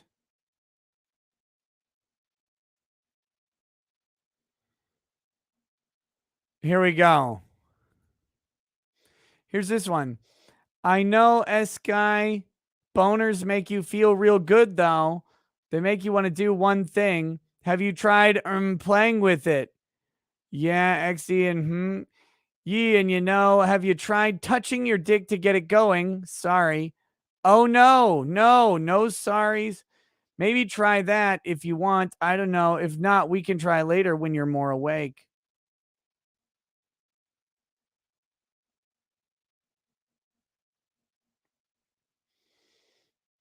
Have you ever measured yourself? Yeah, when I was like 13, I was a stupid kid. Why are you reminding me of dumb stuff? Because it's funny how big. Like 0.2 what? Centimeters? No serious answer from you. What? You're not centimeters. I know that, but okay, don't tell me what. Never mind. If you had to choose one sexual thing to have done to you, what would it be? Burn him at the fucking stake. It's over. Get the fuck off. What if I just pulled you close and kissed your neck gently, softly kisses the crook of your neck? Fuck off. What a weirdo. There's more chat logs.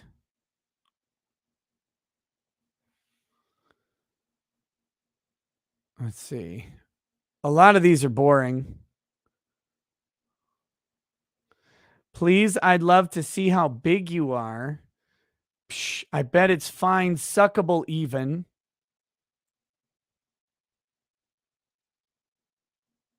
Gross.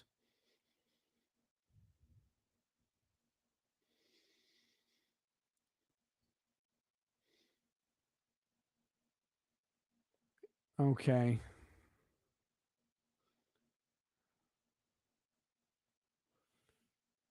This is him bitching about. I don't have this pulled up.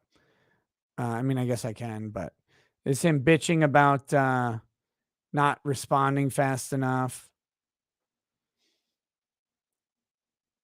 How can I help you get it up? Have you tried touching it? If I can't get it up, that's what I do. Ugh. Gross. Gross. Gross.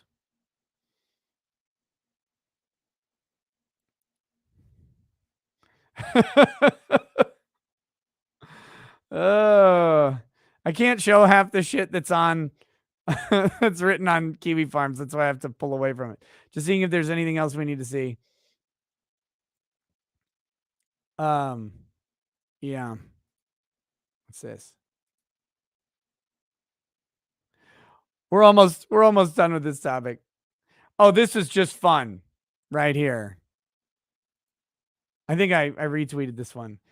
Mary at Endwalk says the Daman Mills things reeks of homophobia. Oh, I didn't know it was just a gay thing to touch minor boys. Oh, that explains it.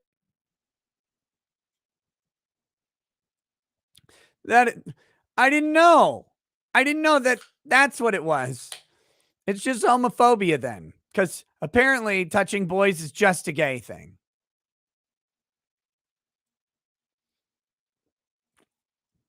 Reads like the high school drama it is. Well, one of them was in high school. The other's a grown fucking man.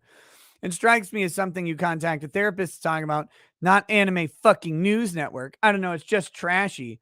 Oh, yeah. Anime News Network, the bastion of non-trashy anime news. Hey, isn't it weird how many people are ready to dogpound this guy at the drop of a hat or Vic stands? Isn't that just peculiar, strange, and bizarre? It's not peculiar, strange, and bizarre at all because Daman Mills was accusing Vic of stuff that was not even this bad and saying that he deserved to be removed from the industry and society because of it. Remember, Vic, for the longest time, was accused of inappropriate hugging without consent in public on the convention floor and kissing people on the cheek or forehead.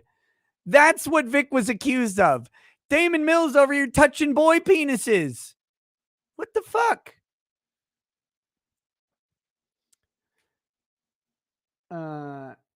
Anyway. Okay. So there's the hell? Okay. Sorry. Archive gets tweets weird. So there you go. That's what's going on with Daman Mills.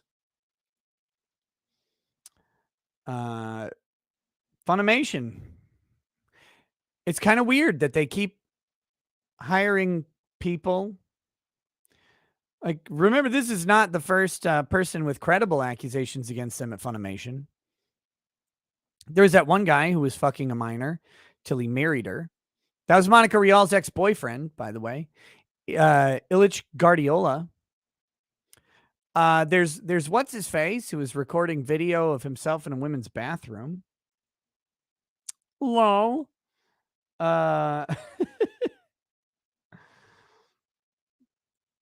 All this shit is not surprising to me. Some random Jew says, apropos of nothing, but is Europe and the environmental left not the perfect example of hypocrisy in action? They preach green policies and virtue signal by killing native oil industry, but they just buy oil from dictators. Oh, yeah, of course.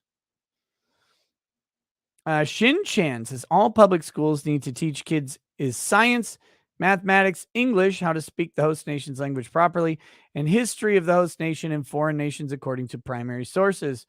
No revision, all done. Jackson Kai says, tweet in support of victims doesn't surprise me. Said for years, predators hide in advocacy groups with surprising frequency. Yes. Anyone who says they're an ally to victims, I automatically am assuming that they have a whole shitload of them. Direct access to victims who think they can trust them to help. There's a special place in hell. Yeah, Nasty, nasty, disgusting people.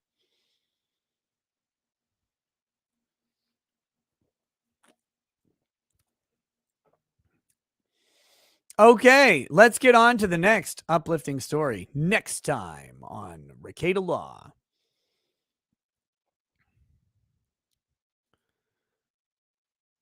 What?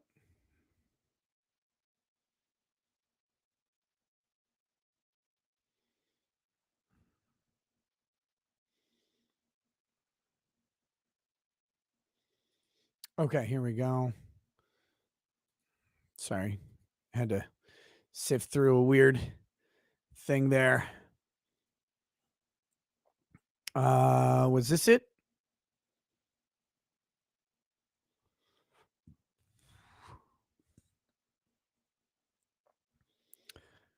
Okay, where was this article? Shit.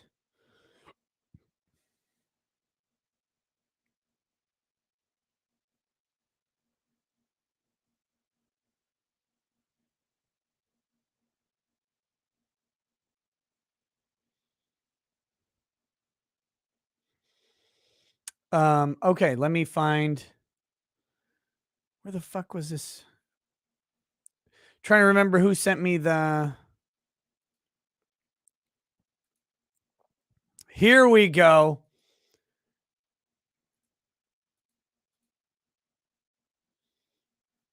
Here we go. I found it. Well, time to get angry, I guess.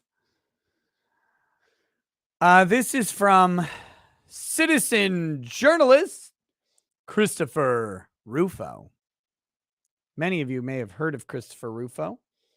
He's been doing amazing reporting on critical race theory in schools and institutions. You're already angry? Oh. Well, let's just go ahead and see if we can fix that. We wouldn't want you angry. Christopher Rufo, real Chris Rufo, is a writer at City Journal, scholar at Manhattan Institute, husband, and he has a newsletter. Views are mine. These women are running a sexy summer camp for children in rural Kentucky with lessons on sex liberation, gender exploration, BDSM, being a sex worker, self-managed abortions, and sexual activity while using licit and illicit drugs. First, we have Fatso Tonya Turner. Fat pedophile number one, Tonya Turner. Tonya is a femme, fat, queer, magical pleasure worker, educator, and artist. She was raised in rural Kentucky by a host of witchy women alongside sisters and cousins, a coven-like mountain matriarchy, if you will, on Stony Fork. Her craft tools are candles, crystals, oils, plants, music, sex toys, tarot, the moon, and instincts of a triple water sign, Cancer, Sun, Scorpio, Moon, and Rising. In 2012, Tonya started this Appalachian sex ed collective called Sexy Sex Ed and co-founded the party podcast known as Trillbillies in 2017. With over a decade of rural organizing practice toward healing, abolition, and liberation, she fantasizes about a whole other world. Tonya lives high on a Kentucky mountaintop with lots of plants, a steamy hot tub, and several furry familiars. You can join her coven at patreon.com/HAin't. Well, is this a joke? No, this is real. Let's see who's next. Oh, this wonderful creature. Caitlyn Cummings is a 23-year-old radical queer mountain woman that grew up in the hollers of Vico, Kentucky. She grew up always hearing about the injustices of the world and wanting to do things to help. She is currently working on a degree in human services where she plans to expand her sex ed work to help people understand that with proper sex ed and body love, you can heal in a lot of different ways, as she has herself. You know, a lot of times you guys ask me to do toasts, but I'm going to do this one on my own.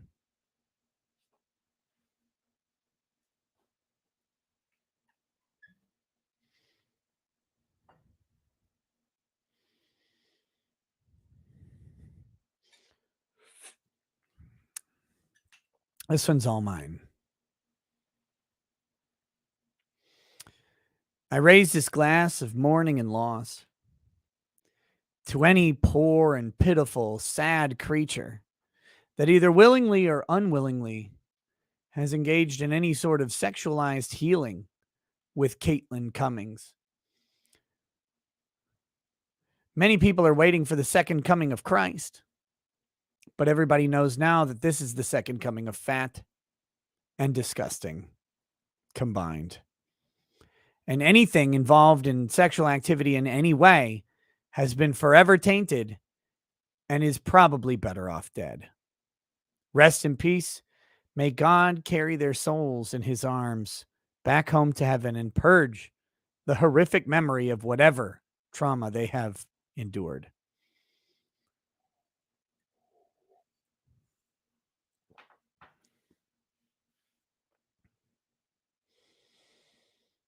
Ugh, disgusting. All right. She's worked with All Access, I guess that's Eastern Kentucky, through a Paul shop, making media to raise awareness about reproductive health care issues in Appalachia.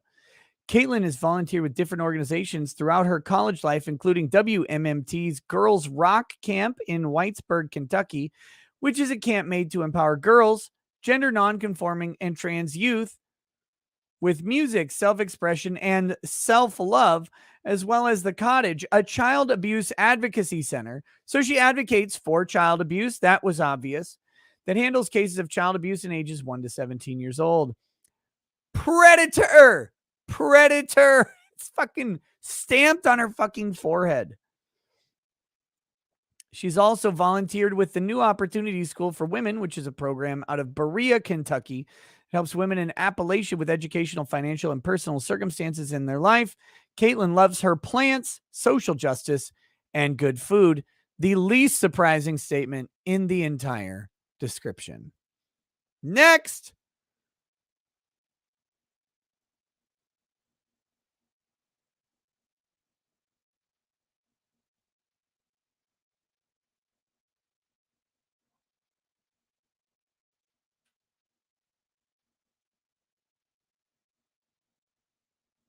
Ugh.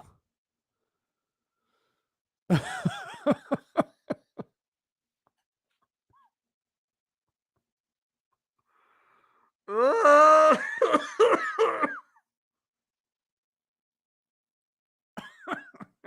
Okay. God fucking damn it. Why? She's from the Shire.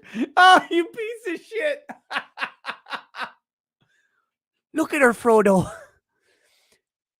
She could birth lots of hobbit babies. Sam,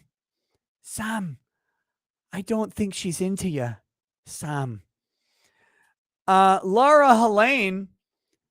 Laura Helaine is an 18-year-old musician, songwriter, and activist based in Mount Sterling, Kentucky. Growing up in the Appalachian foothills, Lara's life and work have been greatly impacted by the magnificence of the mountains. Their songs and this is a they, them, okay? Their songs and activism reflect both the beauty and struggles of living in Eastern Kentucky while weaving in the story of her own wild and wonderful life. Lara places great value and focus on the rich musical heritage of her home, especially in regards to banjo, dance calling, and protest songs. As a young non-binary queer in Appalachia, Lara strives to use her songs, voice, and life to fight for human rights and systemic change in the region through music, community organizing, and nonprofit work. Lara founded their school's first gender sexuality alliance, Open Light, which now has over 45 members. They're a proud alumni and intern of Girls Rock Whitesburg. If you remember Girls Rock Camp in Whitesburg, Caitlyn Cummings groomed this one in. And a member of the Family Folk Week steering committee at Hinman Settlement School. Lara is a sex educator with Sexy Sex Ed and spends time co-facilitating sex education workshops for fellow Appalachian youth. That's a sex educator right there. That is, if there is ever a better advocate for abstinence, I don't know what is. Also, a perfect sex educator on why you do not drink and fuck. Don't do it, except in the comfort and privacy of your own home with your own partner who you know while sober. Because one day you could wake up next to that. Think about it. You're out at the bar, chilling with your homies, pounding down a couple shots, and you're like, I wonder if there's fur on her feet. And then you wake up and you're like, oh, dear Christ. And you immediately have to go to confession 8 times. Whoa!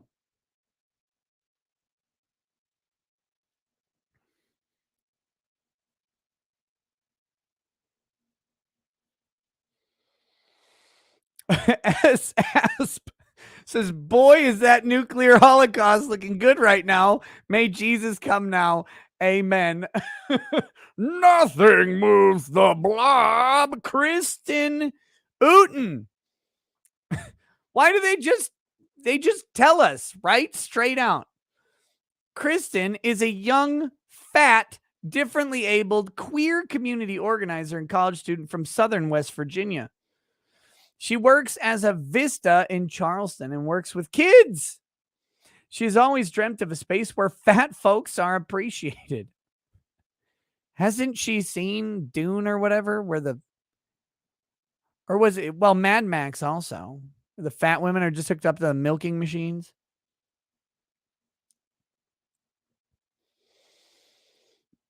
Normalized and safe, so she created it.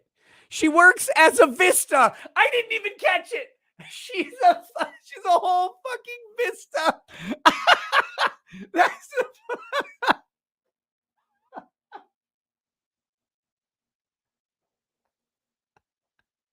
no, no. Why? How did I miss it?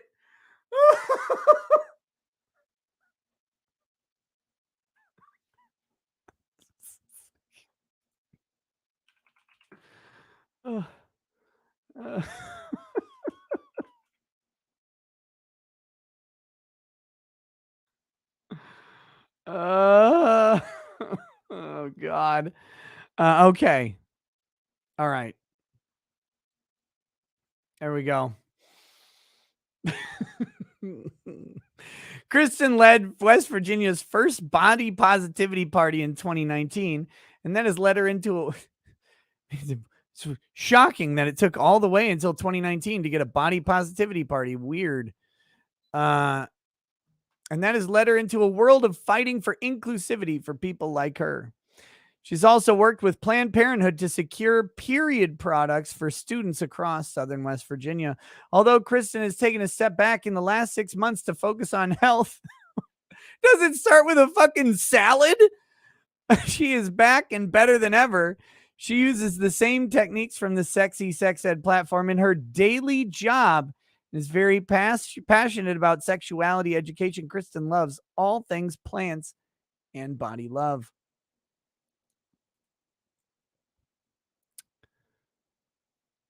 All right, here's the agenda for the camp.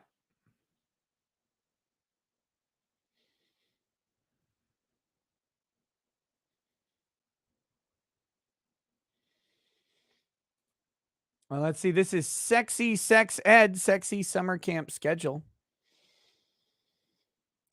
Sex with Me, Self-Pleasure Workshop. Participants will explore personal views on self-pleasure, as well as learn techniques that make most of out of their masturbation experience. This workshop will include discussion, games, and some hand-on practice on hands. On hands. Thursday, Reproductive Health, the Basics and Beyond. Join All Access Eastern Kentucky for this reproductive health workshop designed for people of all ages and knowledge levels. During this session, facilitators will review some of the basics and beyond of human sexuality, including anatomy and physiology, sexual pleasure, and gender identity. Facilitators will discuss the steps to conception, as well as explore disparities in pregnancy rates. Oh, 100% of men are not pregnant. I guess that's a disparity. Participants will leave informed and excited to share what they've learned with others. Gender diversity will learn about sex assigned at birth, biological sex, and gender identity, how and why that might be different from what we learned in school. This one, I mean, this is just a, whatever. They'll examine gender labels, how they are used, what we say can harm or uplift others, and how to be compassionate, encourage others to do the same. Target out relationships.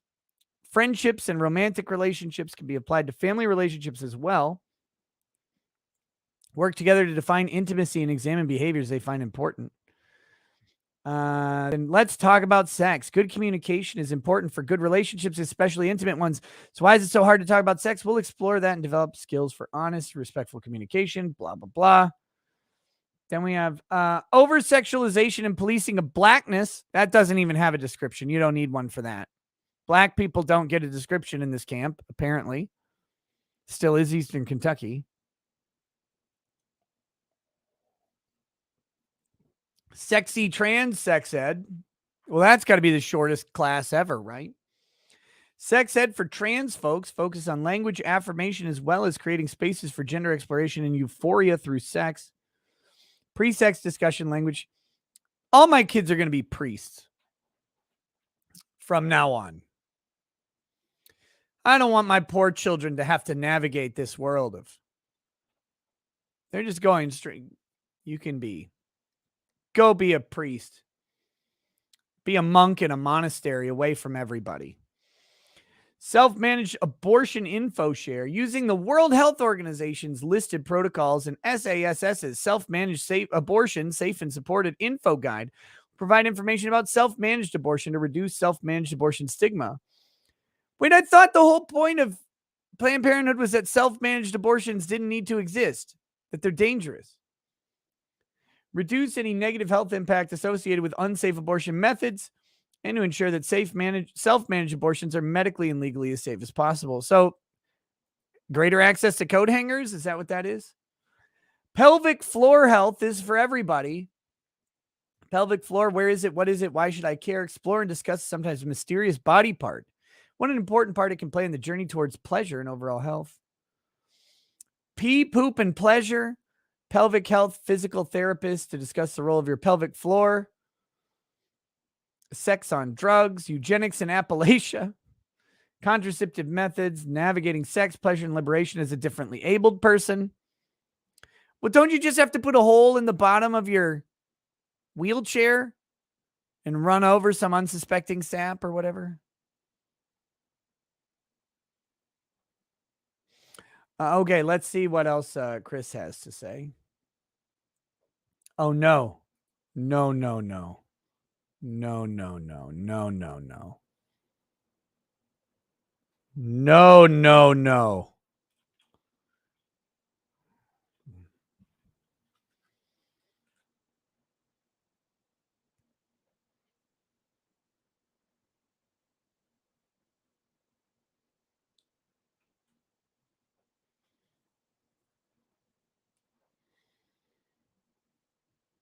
Hold on.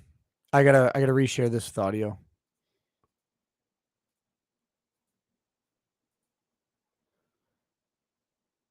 That's how we should, like get down with yourself, explore your own body. Masturbation is really healthy, and I recommend it to people of all ages. All ages. As soon as my nephews could talk, they were doing that. That's what they were doing. Kids touch themselves. Kids start to ask questions, and we teach them the language for their bodies, right? Touch your nose, show Aunt T you can touch your nose. But my sister's not saying that when they're tugging at their penis, right? But it feels good, right? We have to learn ways to talk to young people about this so that they know how to explore their body consensually so that it's not in public, right? We don't want people exploring their bodies in public. That's not consensual. But exploring your body at any age, grandmas, grandpas, all of us need to be exploring our body. That's how we should,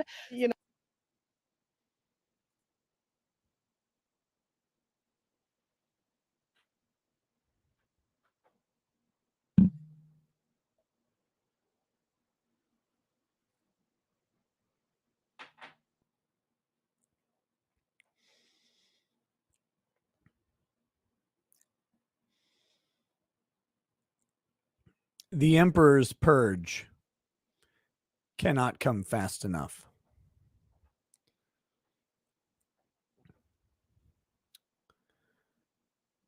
I think I have reactions for this, but I just unacceptable, unacceptable.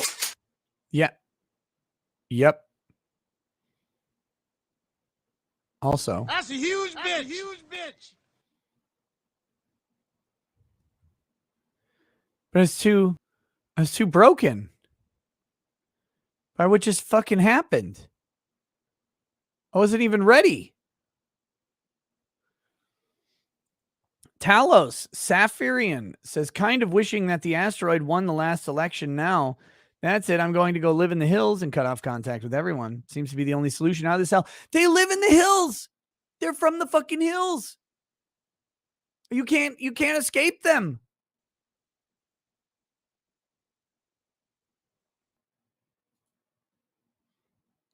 They're in Appalachia. The one place that's supposed to be safe of all this.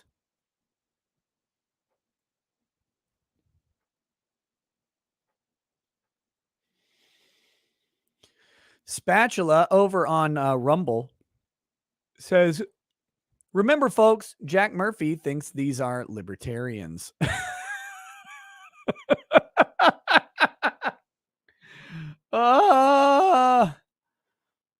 Oh my gosh. And Emorsk says, showing support for you on Rumble. Fuck YouTube. Thanks. Emorsk. Holy shit. Jean-Michael Mansfield says, Nick taking a drink every time that woman says something stupid. I'll die. Okay, so he hit this part. That was the hands-on practice, but it's on hands. We'll just show kids how to masturbate on their fucking hands. Hold on, let's see this shit.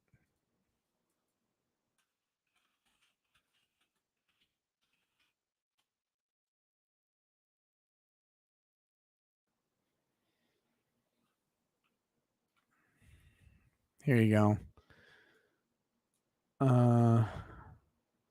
Sexy sex ed. This is the summer camp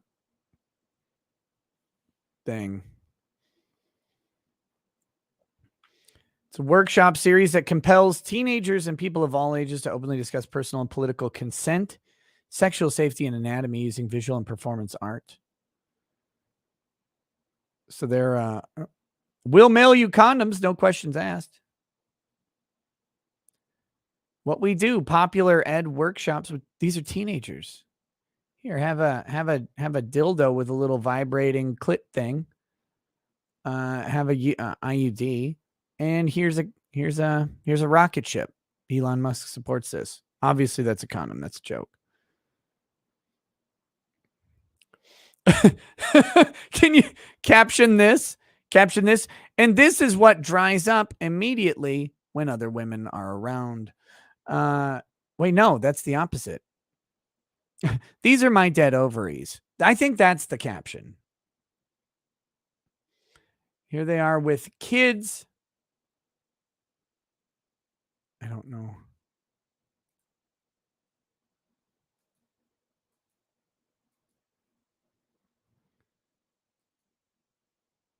How do I have sex with no pain? Ugh, fucking hell. Ugh. Okay. I'm sorry. This is just not for these giant fucking ham beasts to be doing. We used to have shame as a society. All right. The founder of Sexy Summer Camp identifies as a witch, was raised by a host of witchy women. Yeah, read that one.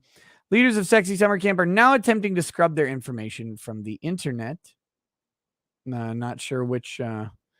Oh, is that the Summer Camp 2021? Is that this one? No, this one's still here. Let's see. History. Ugh.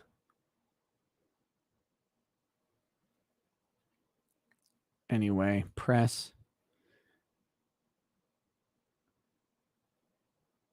Wait, what the fuck? Sexy sex ed centerfolds? No.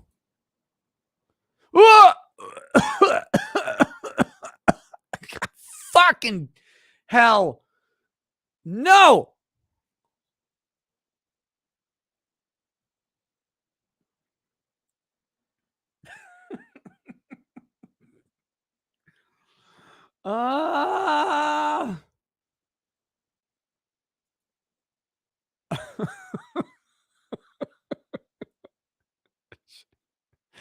I should have taken that off the screen for you, but I didn't.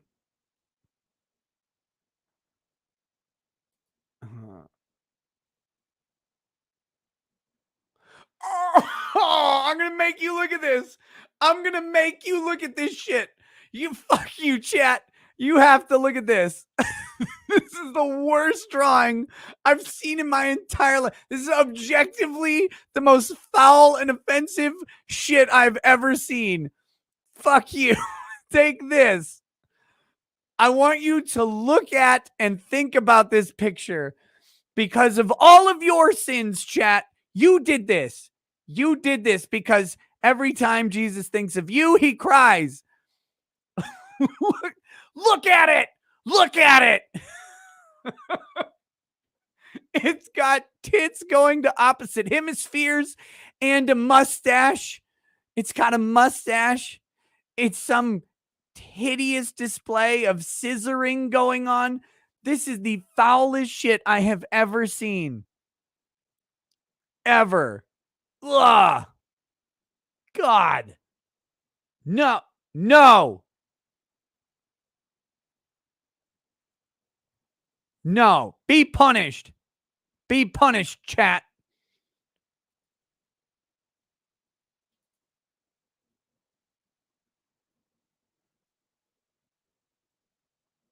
Ugh. Ugh. Filthy.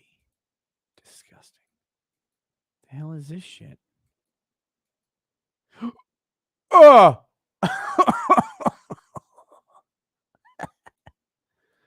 Okay, I won't subject you to that. Whoa.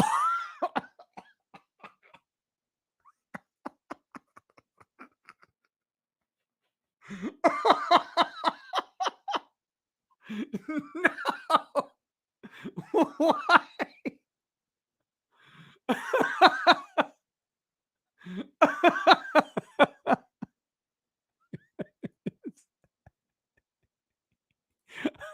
Are you ready?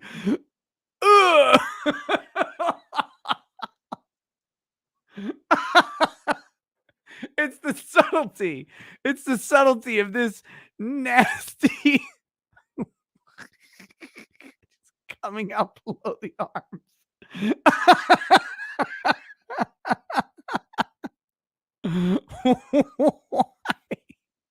Why is this?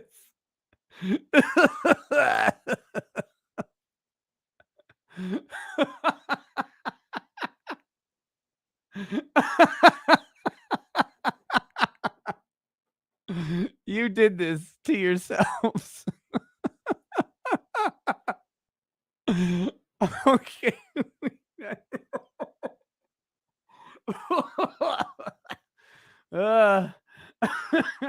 You hate me?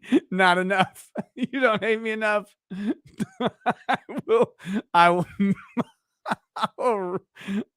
abuse you till you love me.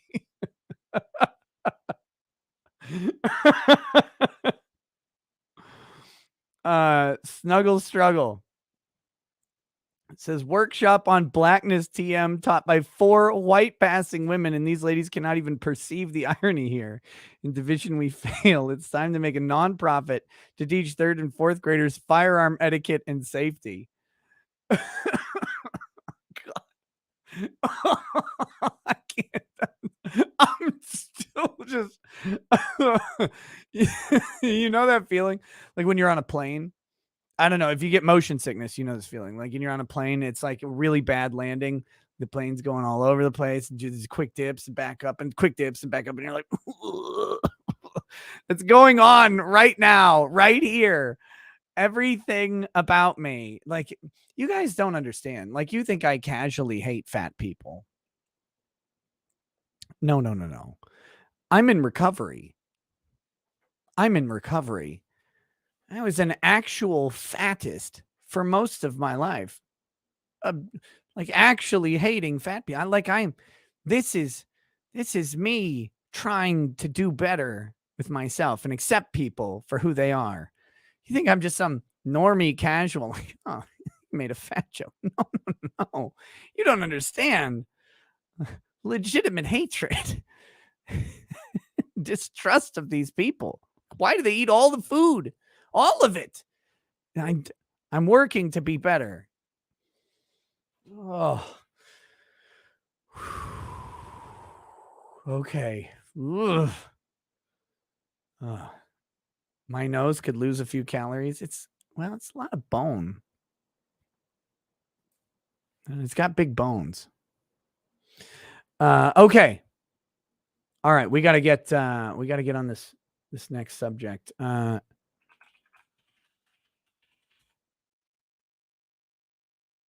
right, here we go.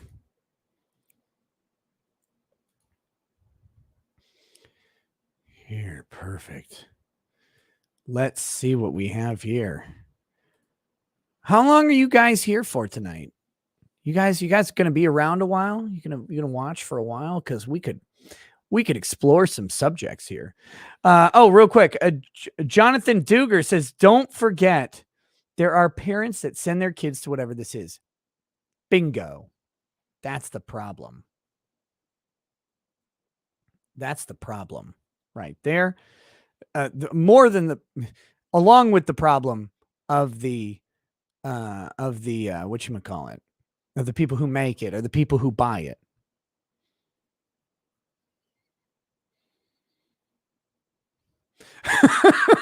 Oh shit. Malik Foxon over on Odyssey says, so Nick, in case you missed it, in that nasty scissoring footlingus picture, you missed a very, very important detail. Old girl's leg from the knee down is fucking prosthetic. I'm dying.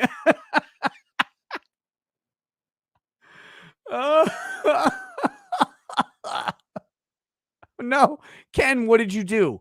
What did you do, Ken? No. No. Why is this? Okay. We might go back. Ken, I'm not sure. We'll see. General Isimo, sexy sex ed is rated AAA by the Degenerate Nudist Convention. How ironic is it that people who call Southerners rednecks live in motherfucking mountains of Kentucky? Also, Jack is probably thinking of the word libertine. Yeah, Jack doesn't know what libertarian means. That was obvious, right? Like, that's objectively correct. He does not know what libertarian means. He thinks it's something else. But he does say libertine in a different part of his letter. Next, we've got Ian Gallagher says, the hills have thighs. Don't you dare, Ian. Don't you dare do that. You cannot do that. You are not allowed to besmirch. Wait, what? The good name of the hills have thighs.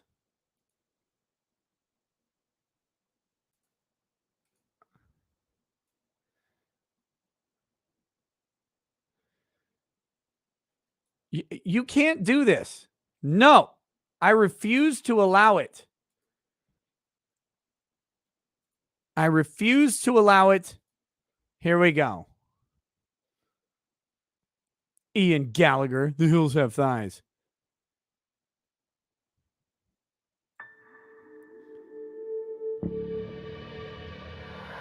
Somewhere in the hills of Appalachia.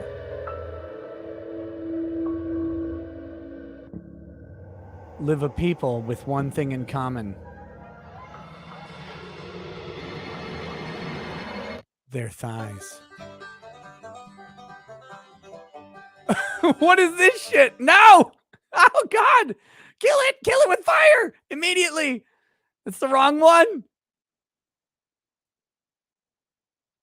It's the wrong one. Or is it the right one?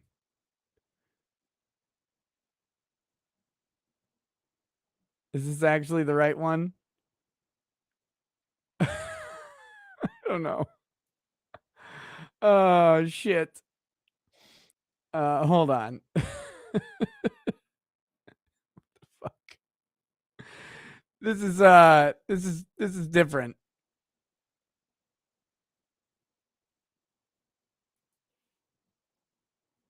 Oh God. Let's see. This is sued.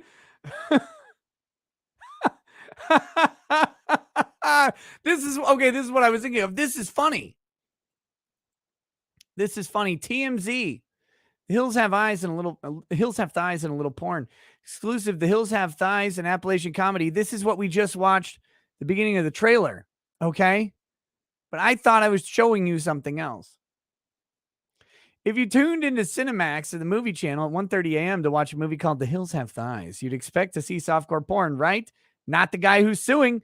James Bubba Cromer made a smut-free comedy called The Hills Have Thighs in 2008. He saw listings for his movie to play on Cinemax and the movie channel, so he called everyone he knew to make sure they all tuned in, including a member of the House of Representatives. But his movie didn't play. Instead, his friends and family watched a softcore porn version of The Hills Have Thighs. In his lawsuit filed in LA's Superior County Court, Bubba claims he was subjected to extreme humiliation, mortification, and emotional distress. He's suing HBO and Showtime, which owns Cinemax and the movie channel, respectively, for unspecified damages. Lucky he didn't produce Bones.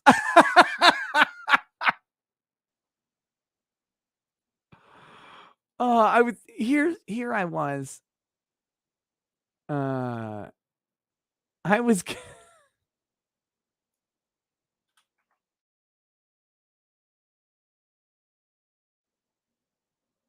let's see.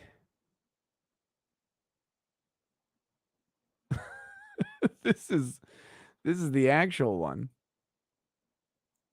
There's only one. This is the only photo of The Hills Have Thighs version that I was gonna pull up the trailer for. With this one, I don't know what's wrong with her. But yeah.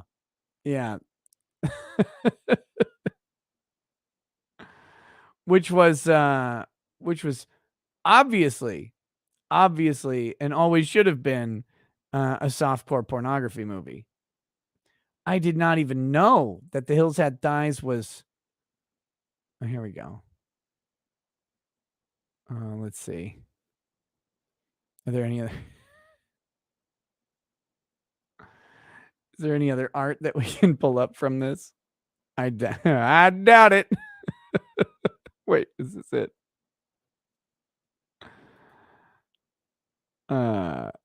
Oh, there's some stuff we definitely can't show. Okay, well, we'll get off there. Okay. Damn it, Ian Gallagher, you distracted me. Some guy 001 says, this is why Drex is right. Kids need men to stop all this nonsense. Linda Marie says, as a Kentuckian, I thought DRVGs were the worst thing in Eastern Kentucky. I was wrong. Oh, drugs were the worst thing in Eastern Kentucky. I was wrong. They in their camp need the wall and exorcisms. Deus Vult, brother. That is unacceptable. And I have a shotgun. Let me prove it. Ryan, the editor, says, but whoever causes one of these little ones who believe in me to sin, it would be better for him to have a great millstone fastened around his neck and be drowned in the depths of the sea. Matthew 18:6. Oh my God. Oh, gross. Mandy Karavichus says, be sure to clear your browser history before Lady Raggett sees what you're looking at. Now I have a perfect excuse. It's all for the show. It's all for the show. Here we go. On to Don't Say Gay bill. Florida Senate passes controversial LGBTQ school measure. Republican Governor Ron DeSantis has signaled he would sign the bill, which would ban classroom discussion about sexual orientation or gender identity in primary schools. Let's see what we've got here. Tonight, a controversial bill in Florida. Immediately, listen to how this guy sounds. Tonight, a controversial bill in Florida. Listen to this motherfucker. This is real. This isn't a Family Guy parody of a news anchor. This is how this guy sounds.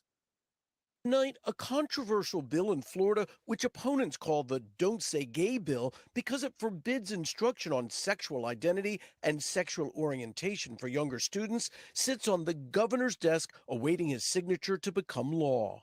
22 yeas, 17 nays, Mr. President. So the bill passes. The bill was passed by a Republican-dominated state Senate, but Good. not before sparking heated debate this morning.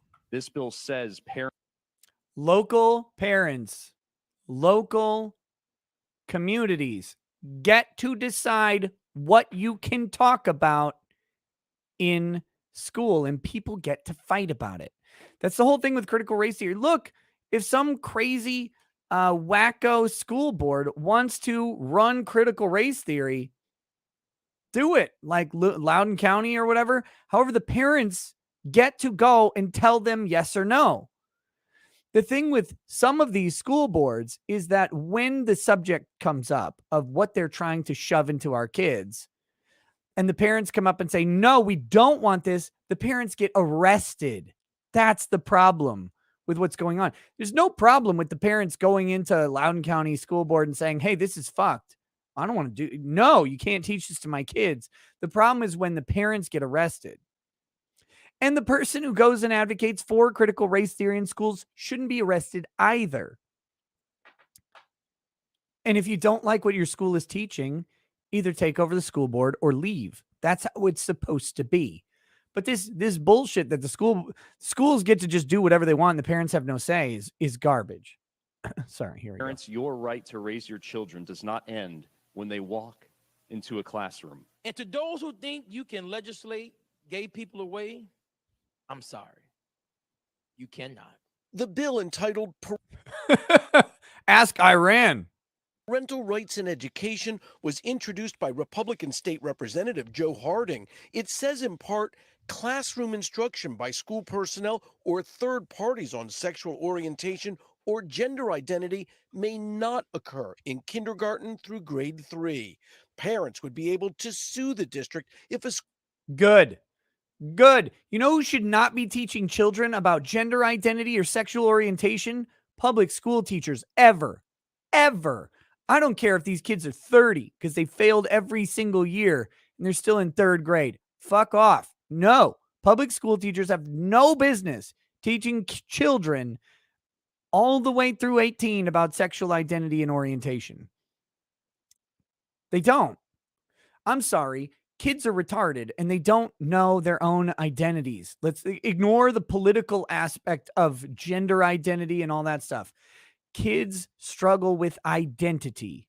That's why they want this in school, because they're kids. They haven't lived very long. Their bodies have changed. Their brains are changing constantly. They don't know what they're going to do with their lives. Their lives are so far away.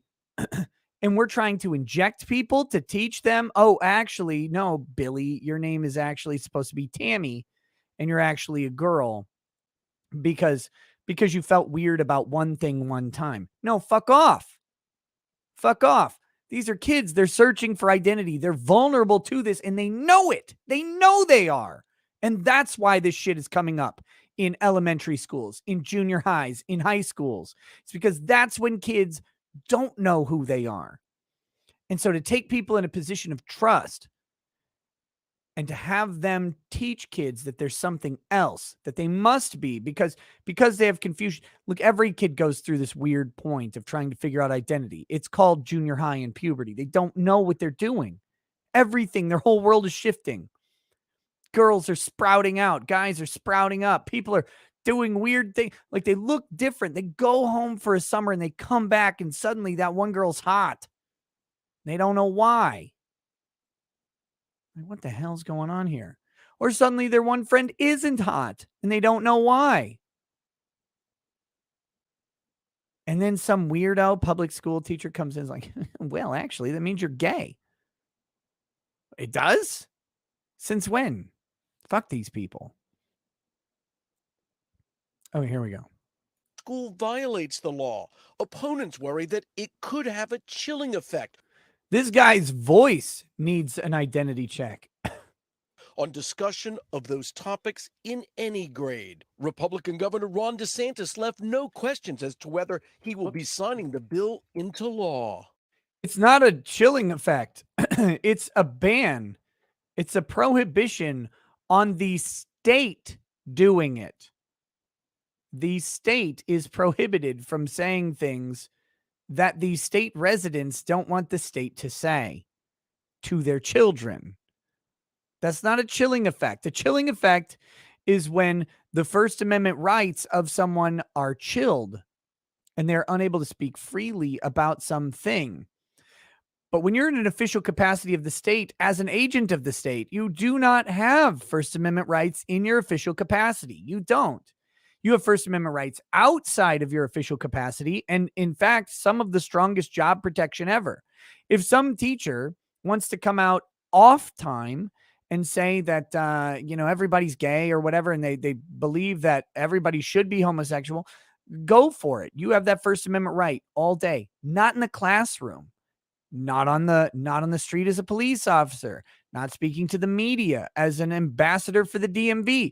You don't get to do it then.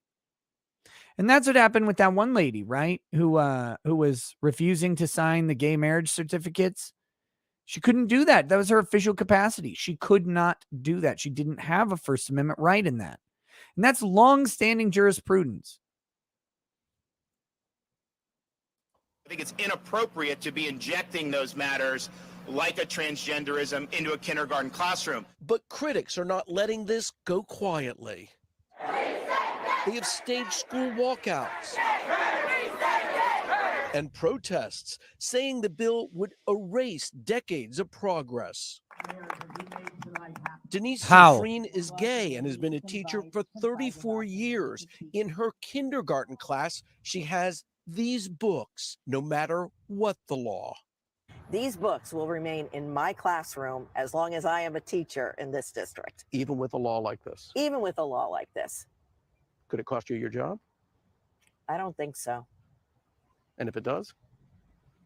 It would be worth it.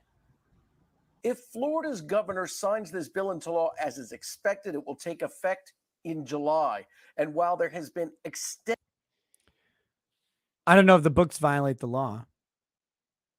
It depends on if you teach them, I guess. Or if they're just there. protests and attention to the so-called Don't Say Gay law in Florida, 8 other states are considering similar legislation. Sure, you should. What the fuck? I don't want that. Okay. DeSantis says it's misrepresented by the media. Okay, so the Florida Senate passed the bill. Now heads to Republican Governor Ron DeSantis, who's expressed support. This is going to endanger the safety of our LGBTQ students and adolescents. Senator Annette Taddeo, a Democrat, said during Tuesday's debate, we will not stop until the states moves forward and actually values everyone in it, everyone, no matter what their sexual orientation. Parental rights and education bill, which was passed in both legislative bodies largely along party lines, has added fuel to the latest American culture war, which has put students in its crosshairs. Students have been in crosshairs of the American culture war ever since we decided to let the state try and indoctrinate students. If you don't want, by the way, if you want to teach your kids all about being gay, homeschool them. If you don't want the state, do you not understand yet? Liberals, do you not get it yet? Listen to these fuckers. The state's trying to do stuff that we disagree with. Yeah. We tried to tell you. And you told us we were bigoted and backwards thinking monsters. Fuck you.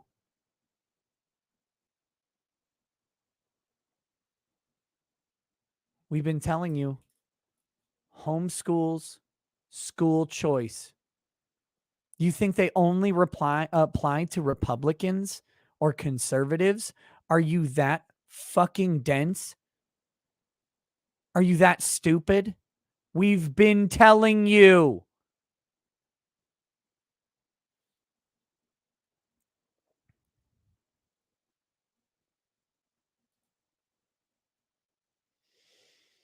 Let's see. The measure has even grabbed the attention of international newspapers. Hollywood actors.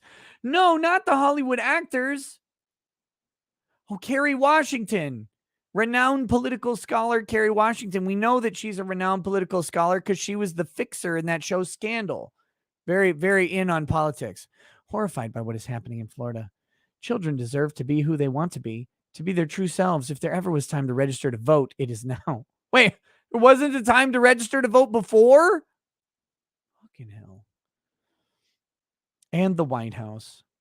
Supporters of the bill say it's about allowing parents to have control over their children's education, which it is. Even if the control over the education is horrific, parents get to do it.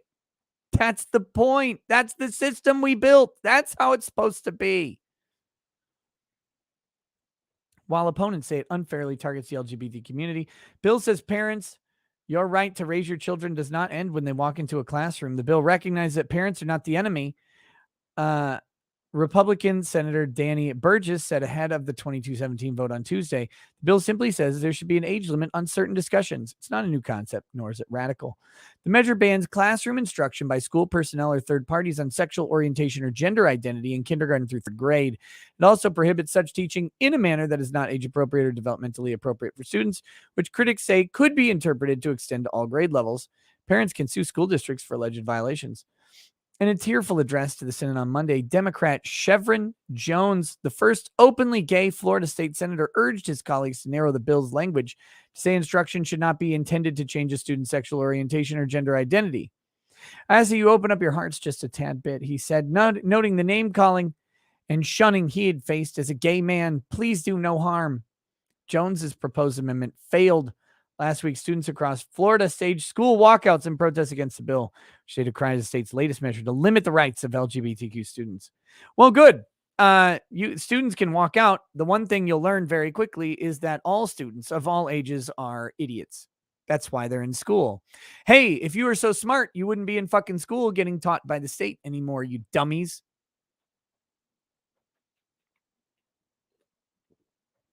Imagine being in a public school and thinking you know what you're doing with your life. No, that's why there are laws requiring you to go there, because you're too dumb to live on your own, dummies. I remember doing walkouts in simpler times, man. I remember doing walkouts in my high school. It was so funny. What? They won't allow us to wear hats in school? We're fucking done. Marched right out the door. Went right to the lake. Well, we stopped at McDonald's on the way. Get out. The language and the supporters of the bill and the rhetoric around the bill really shows what this bill is, and its attempt to hurt queer people like me. High school senior Jack Pettox said. Pettox, who organized the statewide protest through social media, told NBC News he was suspended indefinitely for distributing 200 pride flags for the rally after having been advised not to do so by the principal. Yeah, that's well, if the principal, like, look, I'm not saying that the principal's right and you're wrong, but if the principal tells you not to do something and then you do it, you should expect to be suspended, especially if you're in the right. All these fucking kids, see, because they're dumb and they're still in public school, they don't realize that the sacrifice, the pain is what makes the protest work. Public protest and civil disobedience requires the oppressive hand of the authority to make your public protest have value. If you protest and no one ever does anything bad to you, then your protest is, I mean, what then the state isn't that oppressive, is it? If the state lets you say whatever you want to say and do whatever you want to do and doesn't ever come down and like ban you or suspend you or silence you or arrest you, then your protest wasn't controversial and you didn't need to do it. That's all you learned. The bill's fate is now with DeSantis, who signaled his support for the measure For at least the second time when questioned by a reporter Monday, we're going to make sure the parents are able to send their kid to kindergarten without having some of this stuff injected into their school curriculum. Education Secretary Miguel Cardona condemned the bill in a statement Tuesday. Well, get rid of him. He said the parents are looking to national, state, and district leaders to support students and help them recover from the pandemic by providing academic and mental health support. Wait, what? What does that have to do with this bill?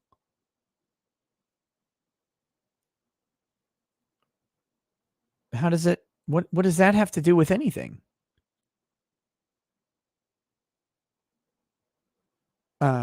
Okay.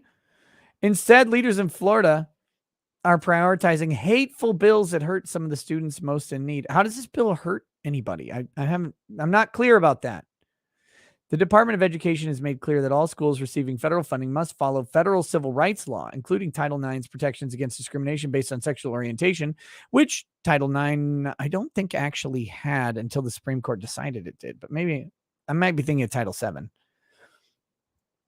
And gender identity. We stand with our LGBTQ plus students in Florida and across the country and urge Florida leaders to make sure all their students are protected and supported. DeSantis signs bill go into effect on July 1st. What did this one say? NBC News, streaming free now. Thanks. Florida Governor Ron DeSantis defending the state's so-called Don't Say Gay bill. He told reporters the bill has been misrepresented. It's not the so-called Don't Say Gay bill. Gee, why is everybody using that moniker? I wonder. Presented in the media. He said the main goal is for no sexual instruction to be given to young students. The bill passed the Florida House of Representatives last week and will be considered by the state Senate today. Okay, so notice what they didn't do is they didn't actually have the words of Ron DeSantis. Let me see if I can find the actual fucking bill. Here's what it means. Why isn't the text of the bill just available easily? Let's see, here we go. Massive walkout and protests. Why didn't Steve Buttigieg go there and support? I guess I'll do it. House Bill 1557. None of these people will put the bill in their articles. Why is that?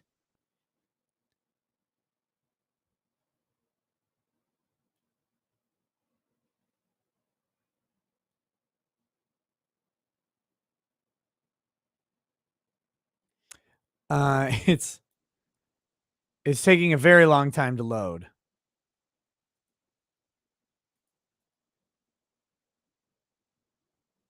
Let's see. What is the bill?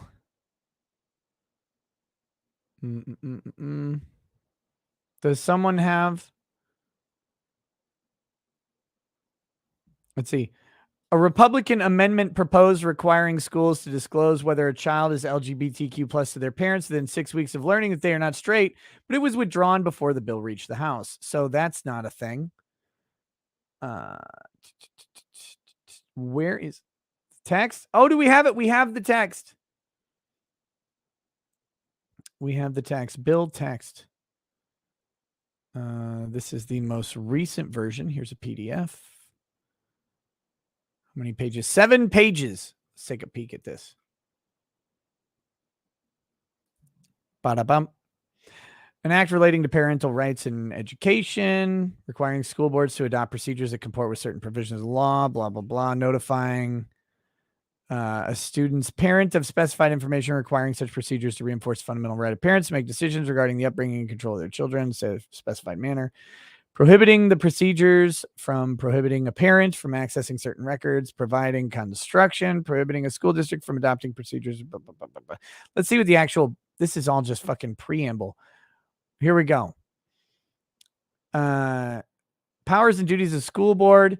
District school board acting as a board shall exercise all powers and perform students' welfare.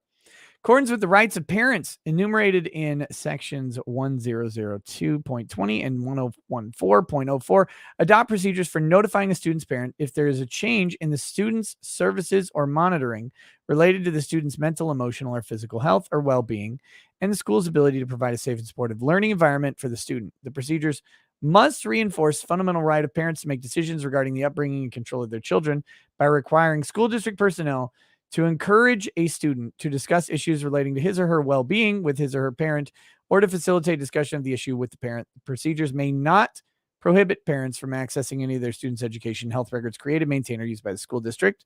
I agree. I agree with that. I don't know if that's supposed to be the outing students to their parents thing.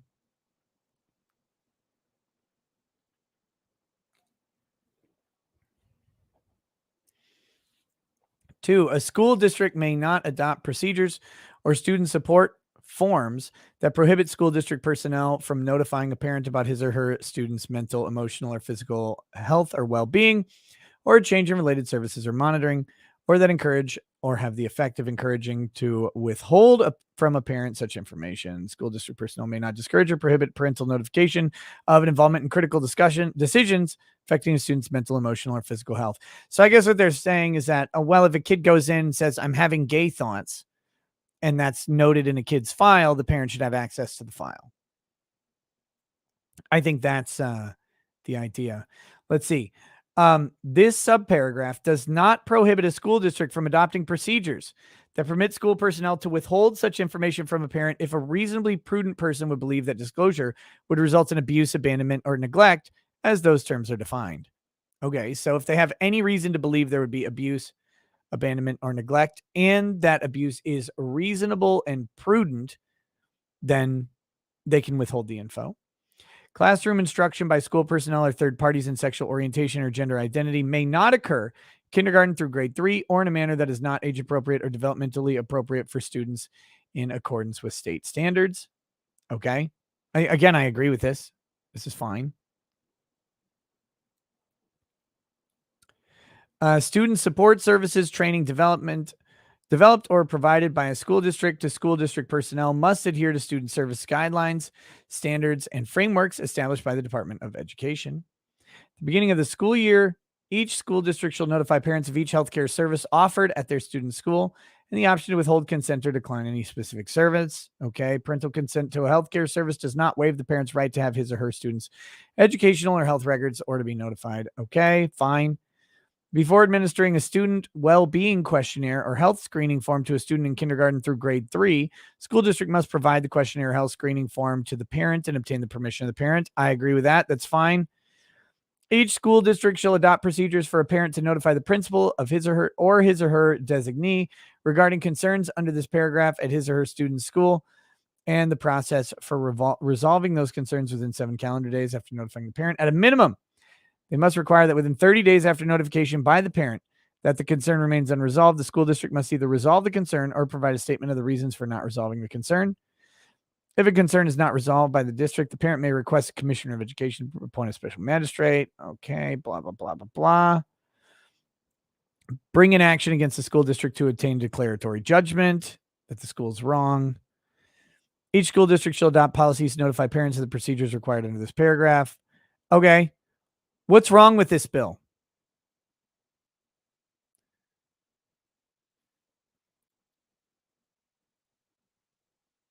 What's wrong with it? Somebody tell me. What's wrong with this? We send our children to these institutions by order of the state, unless you choose an alternative, and entrust them to the hands of the state. And we entrust not only their education, but their mental health to guidance counselors and everything. What's the problem?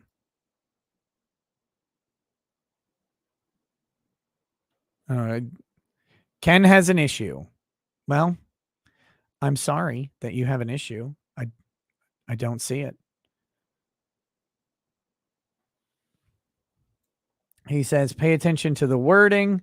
The school district has to establish that policy. It's not default to stop disclosure if potential for abuse exists. Okay. You think the districts aren't going to do that?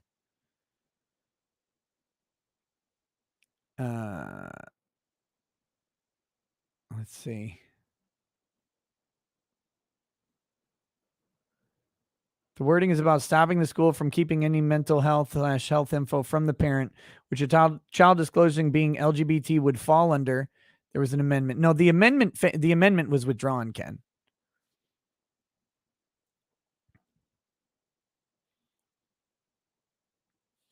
So yeah. No, I don't have a problem with this bill. I really don't. Again, if your child is going to the school with a mental health issue, you probably want to get them to an actual therapist. You might need to get them real help. See Ethan Crumbly for examples of why.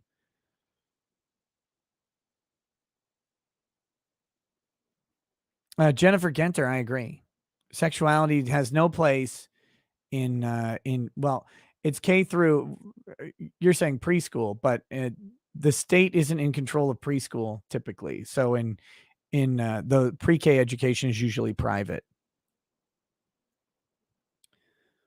But K through third grade, and then as age appropriate. I don't think that schools should be teaching sexuality at all, personally, but that's me. I'm old fashioned like that.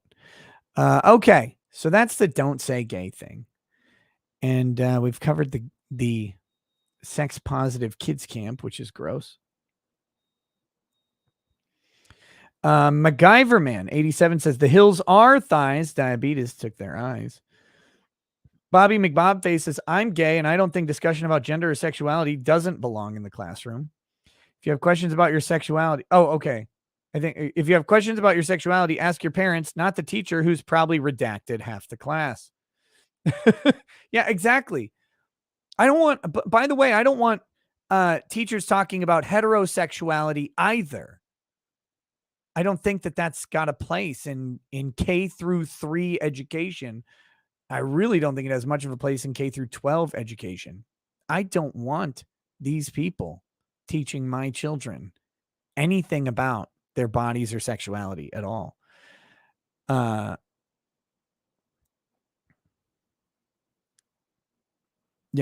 Ken, you're not allowed to air your thoughts in here. What did you think this is? Free speech town? Bigot? Mandy Karavich says, in your opinion, do you think people with homosexual tendencies are more likely to become pedophiles than heterosexuals? I have no idea. I have no idea. I know there are people who have that position. I've never looked into it. Don't care to. I don't. A tendency to be more likely to be a pedophile doesn't make anybody a pedophile. So I'm more concerned with the actions of people. I don't care if they're gay or straight.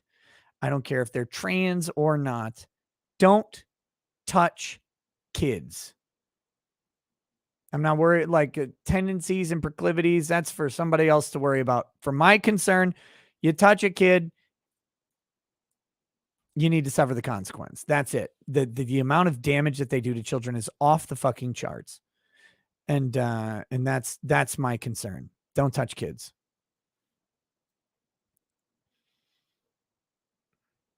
Let's see. Okay. Samantha Schoner says liberals don't reproduce, they indoctrinate. Damn. People versus Pred says don't touch kids. Fire, fire, fire, fire, fire. Okay. SC Medic says thanks for introducing us to Jack's Liminal Ladies. Am I the only one who hears banjos in the background? Nope. We're going to show some banjos in the background in a second. We Star Lee says, ever wonder why you don't see Russian propaganda? I think we are showing the world what needs to be rejected. Here we go. Let's check this out. Copy link. Bounce back and forth on this subject a little bit. I don't know if we're going to watch this whole thing because it'll be horrible. Let's see what we've got here.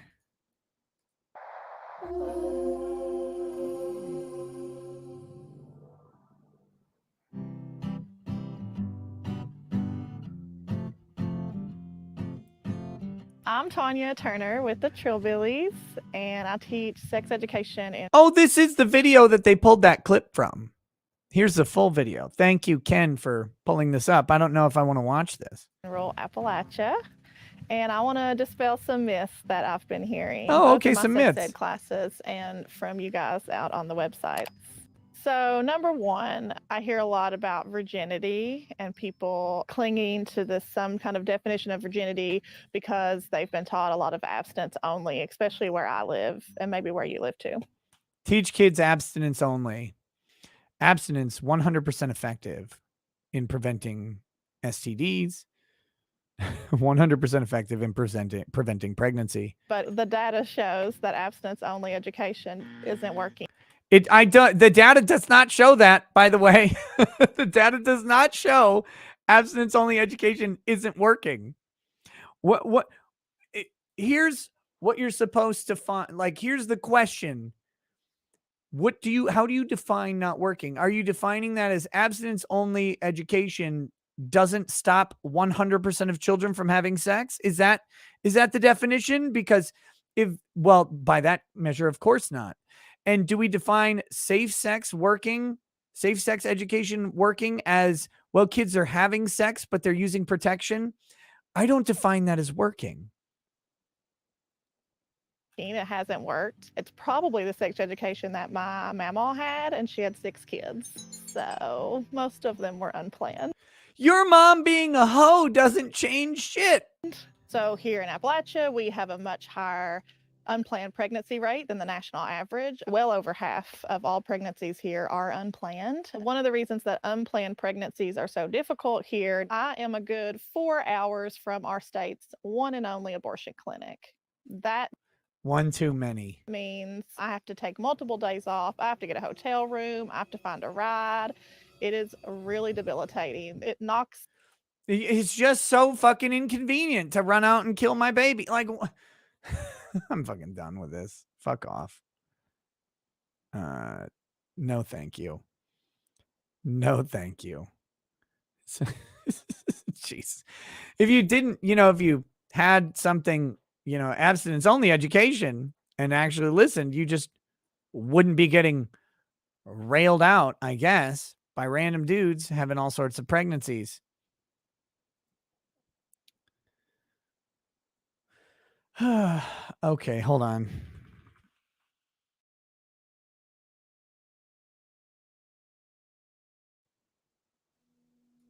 Let's see.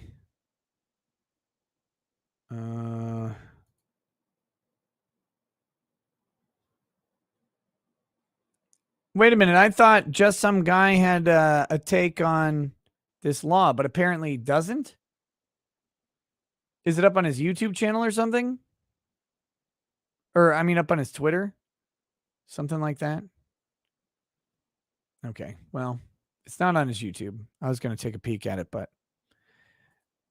okay, next. Twitter.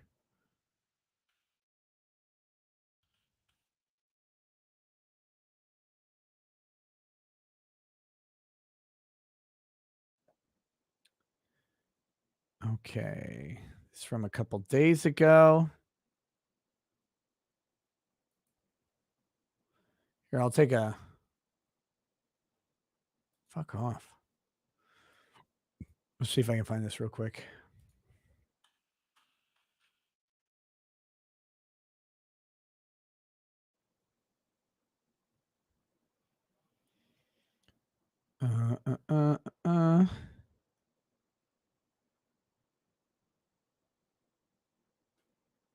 Wait, yeah.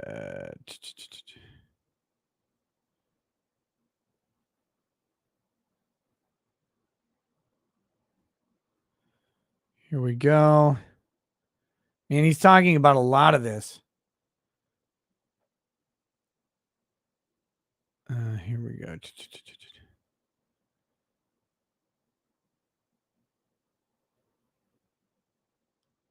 Let's see.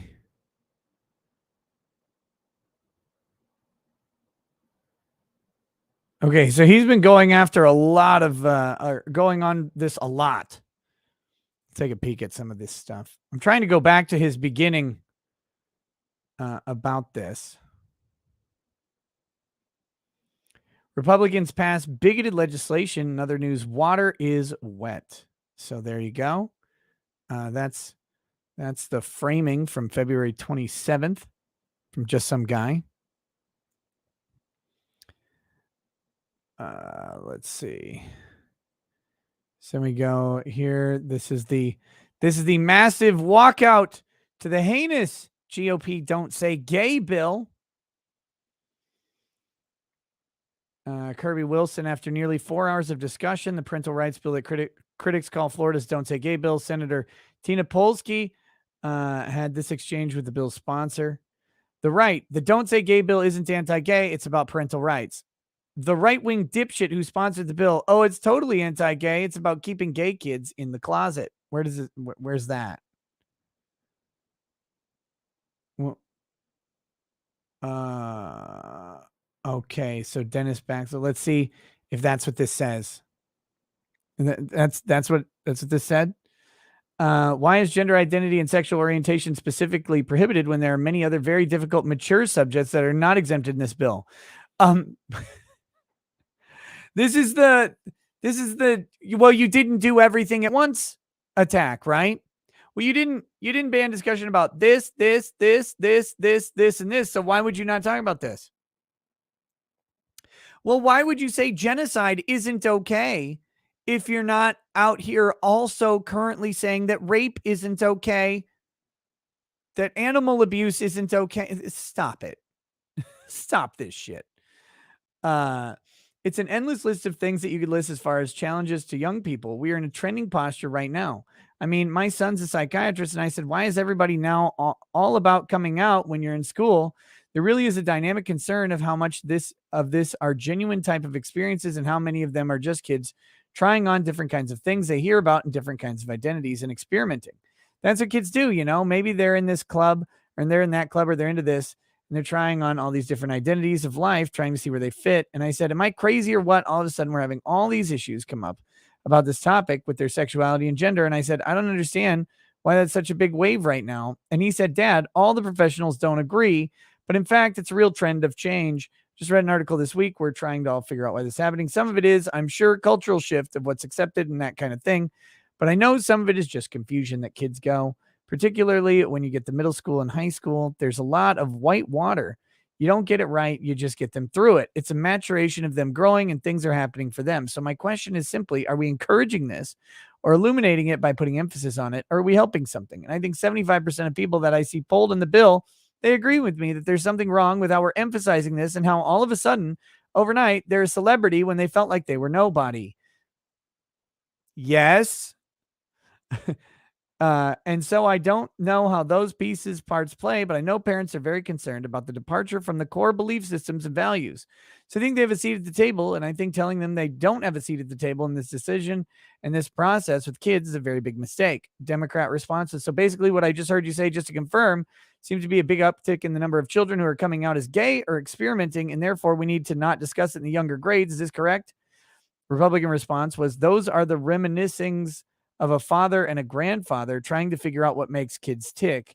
And that is part of why I'm attracted to this bill is I don't want to be we know that there's social inputs into how people act and what they decide to do. So yeah, that's part of our concern for the well-being of our children. So there you go. There's that.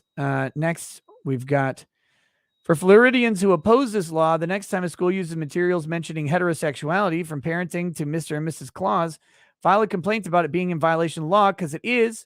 Hold the hypocritical right to their word, and you'll reveal their bigotry. Oh, is that what it is? You think parenting and Mr. and Mrs. Claus mentioning heterosexuality? I don't know that they're mentioning heterosexuality. What's the text here? Let's see. Here's the this one. Classroom instruction by school personnel or third parties on sexual orientation or gender identity may not occur in kindergarten through grade 3 or in a manner that is not age appropriate or developmentally appropriate for students in accordance with state standards. So I don't think mentioning the fact that there's a Mr. and Mrs. is a classroom instruction on sexual orientation or gender identity. If they were to go ahead and say that, oh, and by the way, a mother and father is the only appropriate sexual orientation, that would be different. That would be a different thing. So yeah, good luck on this one. Probably because unlike some people, they don't think telling kids that gay people exist makes someone a pedophile. Who thinks this? Who thinks this at all? This is the disingenuous nature of just some guy's discussions and his argumentative process. It's an embarrassment. I mean, I don't know what else to say. It always has been. Let's see what Dave Rubin has to say here. So this is HB 1557. This is what all of the Democrats and the media are going crazy about. Notify parents of changes to health or well-being. Well, okay, that does seem like if a kid at school was having health problems or seemed depressed or something like that, it does seem like that shouldn't just be dealt with within the school. It seems like a teacher or an administrator or principal might want to communicate that. If your children communicates severe depression to the school, should that be communicated to the parent? Yes, yes, yes. 1,000 times. Otherwise, you're going to find your kid swinging from the fucking ceiling fan when you come home from the store. And anybody who thinks otherwise can fuck right off. Like that, obviously that should be reported to the parents. The school is not equipped, and there's not enough time in the day for the school to deal with severe mental health issues of children, or even minor ones. The parents need to be involved in that process. That to the parent, because ultimately the parent is the one responsible for the child's well-being. Don't encourage withholding info from parents. Well, of course that makes sense. What right, if the school knew that a child was deeply depressed about something, was really upset about something, was in some sort of pain, having some sort of existential crisis. And again, we're talking about kids that are in first or second grade. This isn't about 10th graders, right? That are a little more evolved. Ryan says, well, I generally agree with you. A lot of kids have depression because of their shitty parents. Yep. And it sucks. But you know what? Like, those parents still have a right to know that their kids are having depression, even if it's related to the parents. Yeah. And if they're being shitty parents, like legitimately shitty parents and harming their children, and they report it to the school, guess what the school also does? They report it to the state. They're mandated reporters on this stuff. So it's not like a kid goes in and is like, yeah, my parents been beating me. And I think I'm a worthless piece of shit because my dad screams at me that I'm a worthless piece of shit every time he finishes his 9th gin and tonic. That the school's like, well, I'm going to report this to your parents. That's not how this works. They're going to call social services. By the way, the parents are going to find out when they call social services on that stuff too. Oh, here we go. 12th graders that are really figuring stuff out. Of course, you wouldn't want to withhold that information. Allow parents to access child student records. Well, okay, that makes sense. If the state is keeping track of your children, you better be able to fucking find out what the state wrote down. And again, if anyone has a problem with this, I have to ask you, why on earth would we have a problem with parents having access to data collected by the government about their child? Say, what data did you collect from my minor child that you have a record of at the state level? Like an institution of government has your info and you can't get it. And by the way, as long as that child's a minor and you're the parent and you're the legal guardian, that's your info. That's yours. That's not the state's. It's your child's, sort of. Your child has a future interest in that info, but not a present one. Kids acting out in class and they get a bad mark. He's talking a lot. He makes a lot of jokes. Whatever it might be. Of course, the parent should be able to see what's in this kid's record. Is Dave Rubin gay? I can't remember.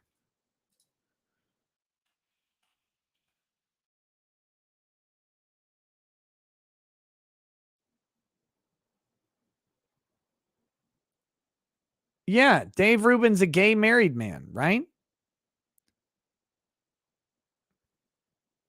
Okay.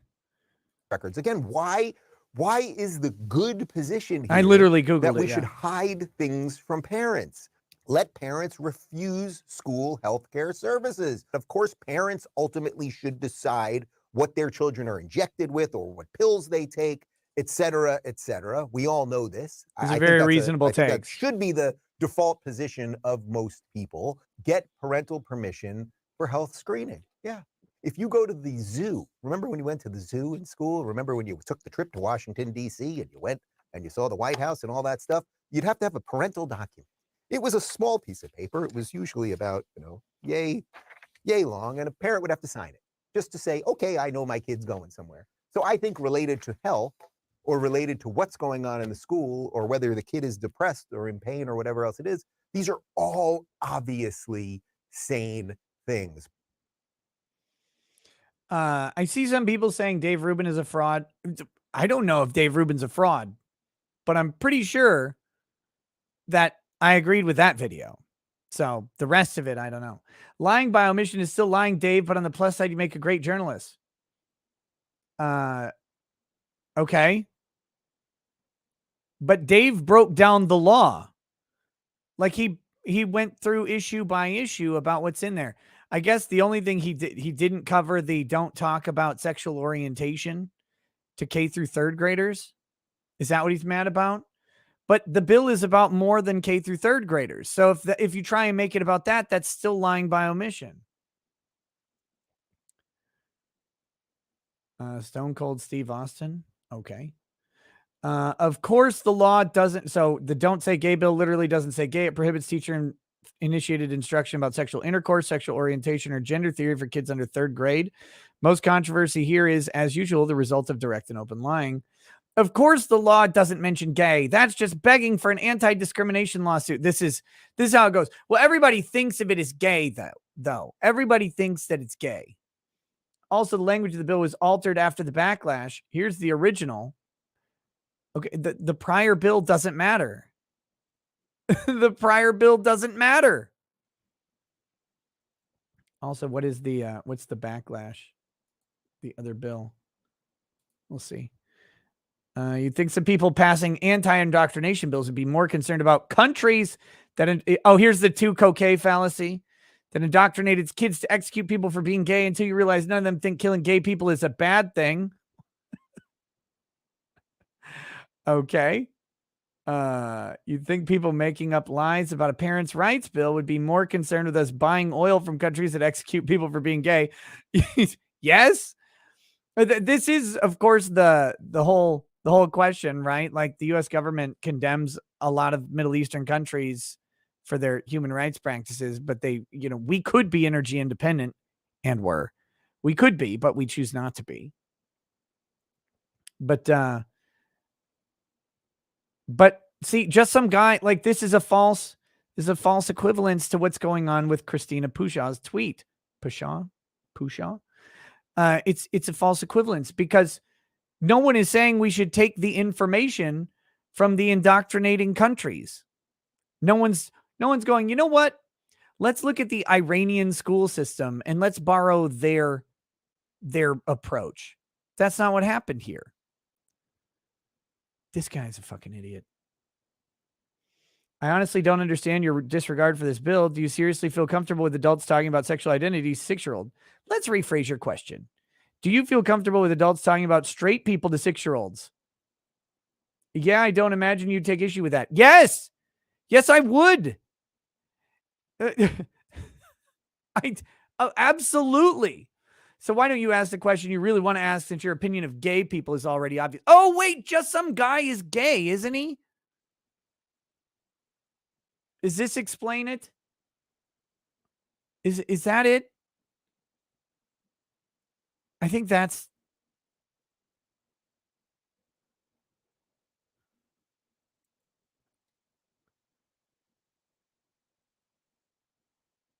He's bi. Oh, he's bi. Okay, yeah, I guess that explains it maybe more or something, his weird perspective on this.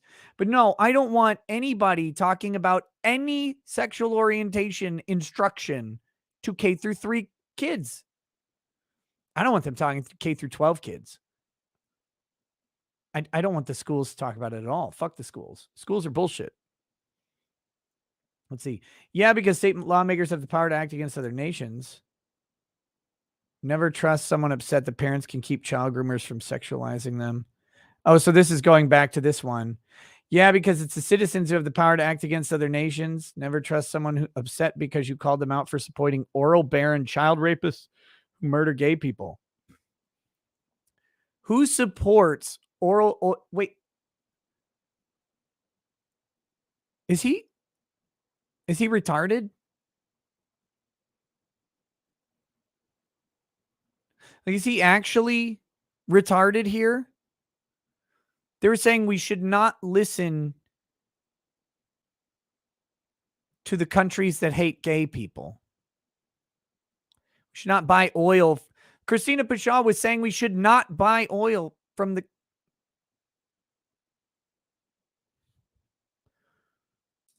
Okay. All right, fuck it. Too stupid. Too stupid. If anybody has any curiosity about my last interaction with Just Some Guy, I did a live stream in which I was breaking down his response to our argument.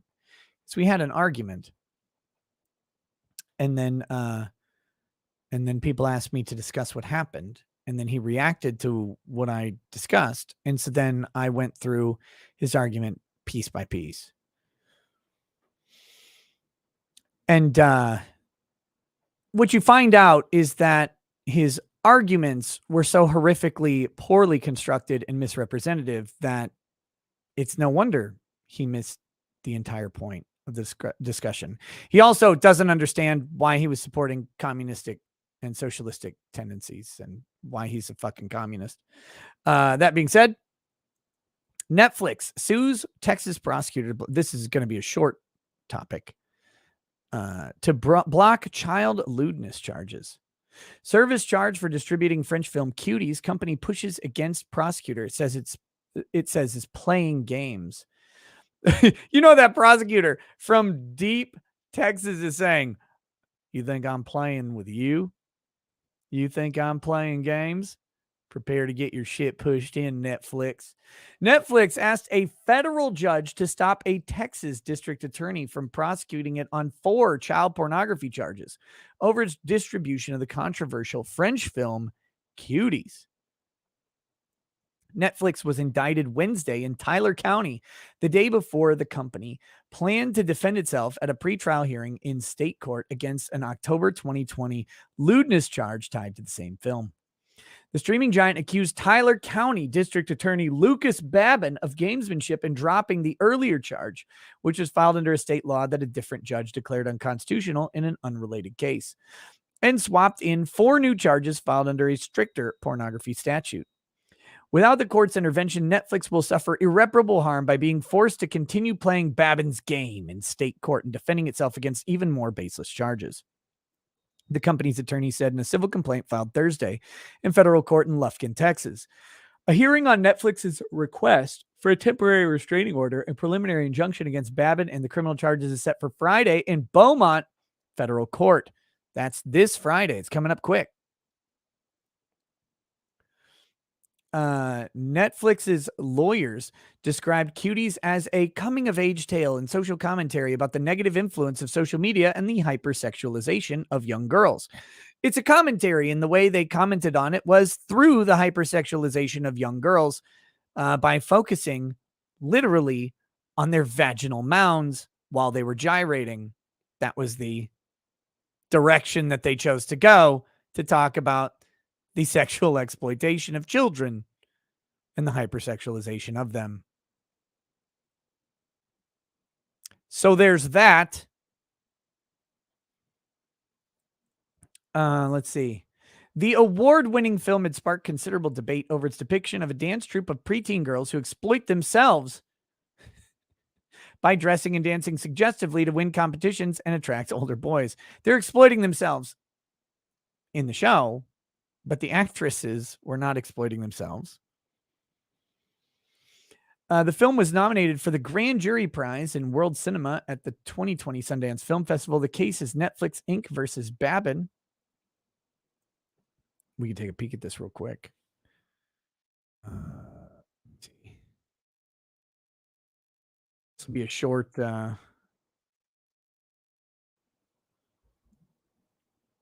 Let's see.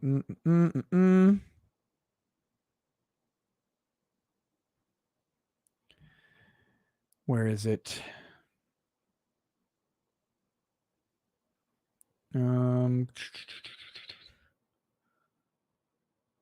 Here's the motion for preliminary. Oh, fucking Pacer monitor. I'd have to pull it up in Pacer. I don't know if I want to do that. It's already getting late. Hold on. Let me see if I can quickly do it real quick.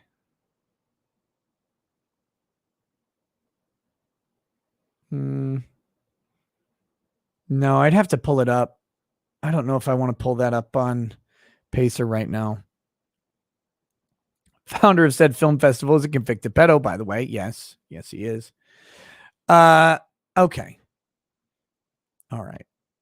But here's the deal. So let's quickly address this, and maybe I'll do a longer video on it. But can they ask the state to stop the feds to stop a state prosecution?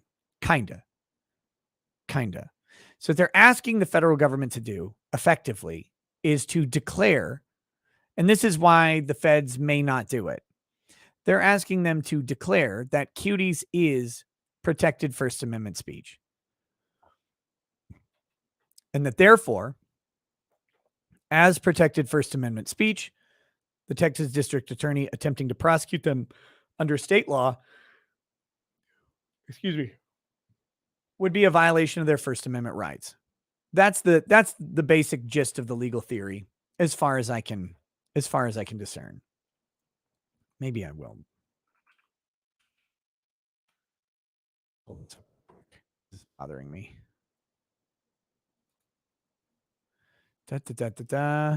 Log in. Find cases. Title.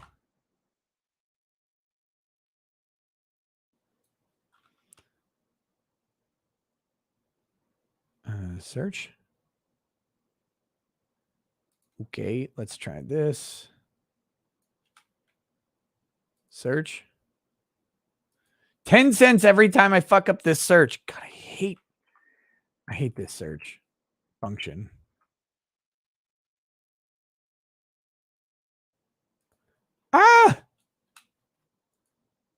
Here we go. Netflix Inc. versus Babin. Docket report. Malik Foxon says, Nick, just some guy is simply disingenuous whenever he opens his fucking mouth. What he's doing is trying to dunk on people on Twitter and will stretch as far as he can for that sweet, sweet comeback. Remember his dumbass arguments with you? I do. Unfortunately for him, he's not doing too well. He's really not doing that great on his arguments.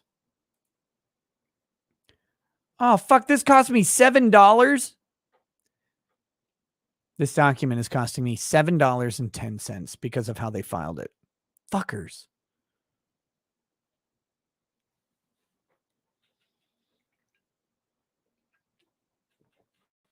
Come on. Here we go.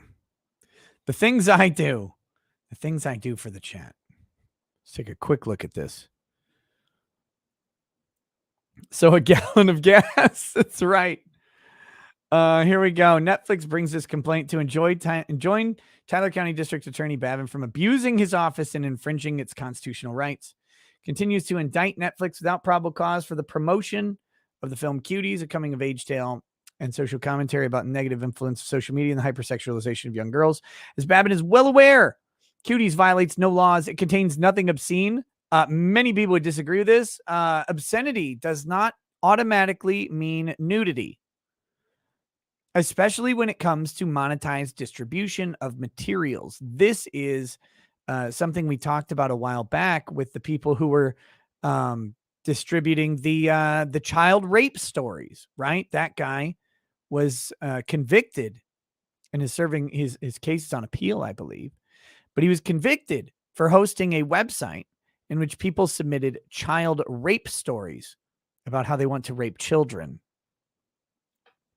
And that was determined to be the distribution of obscene materials. Whether or not you believe that that should be illegal or that that guy just deserves to be run over by a steamroller is up to you. It contains no scenes of children engaged in sexual conduct. It contains no lewd depictions of minors. I think I would disagree. Indeed, other prosecutors in Texas have not only refused to take up for his ill-advised indictments, they have also conceded that Cuties is not criminal, but has serious political, literary, and artistic value. Well, other prosecutors conceding that doesn't actually matter at all. State made the following concession before the First District Court of Appeals during oral argument. The state acknowledged the charges against Netflix, expressed that it could not explain another county's decision to prosecute, and believed Netflix's movie had political, literary, and artistic value. Okay, so one county doesn't have authority over another county's arguments. Let's see.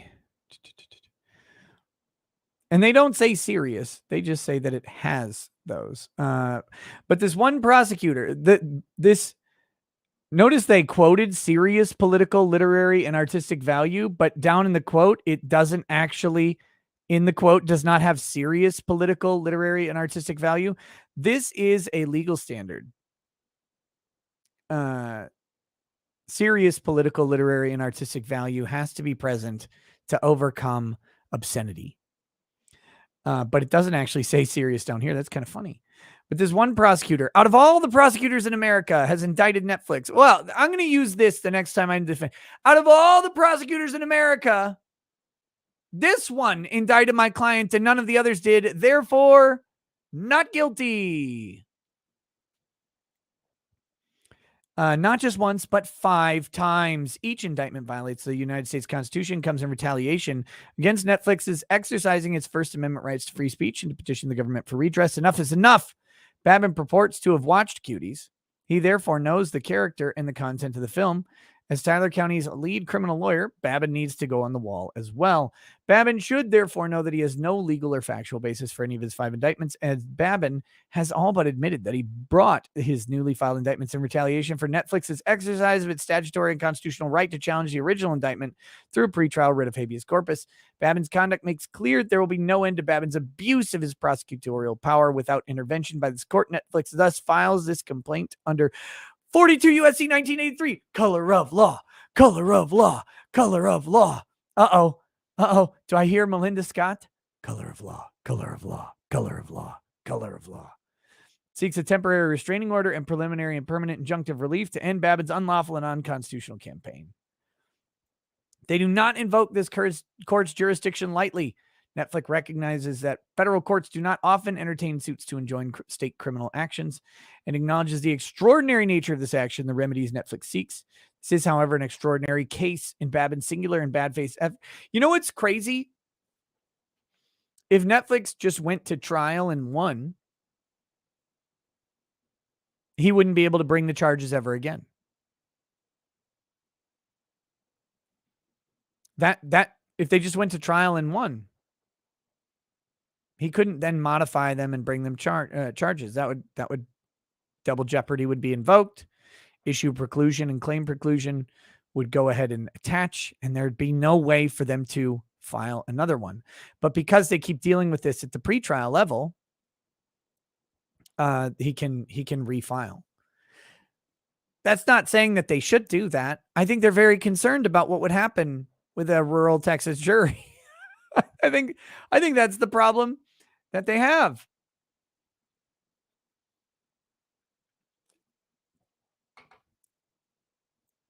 Oh shit.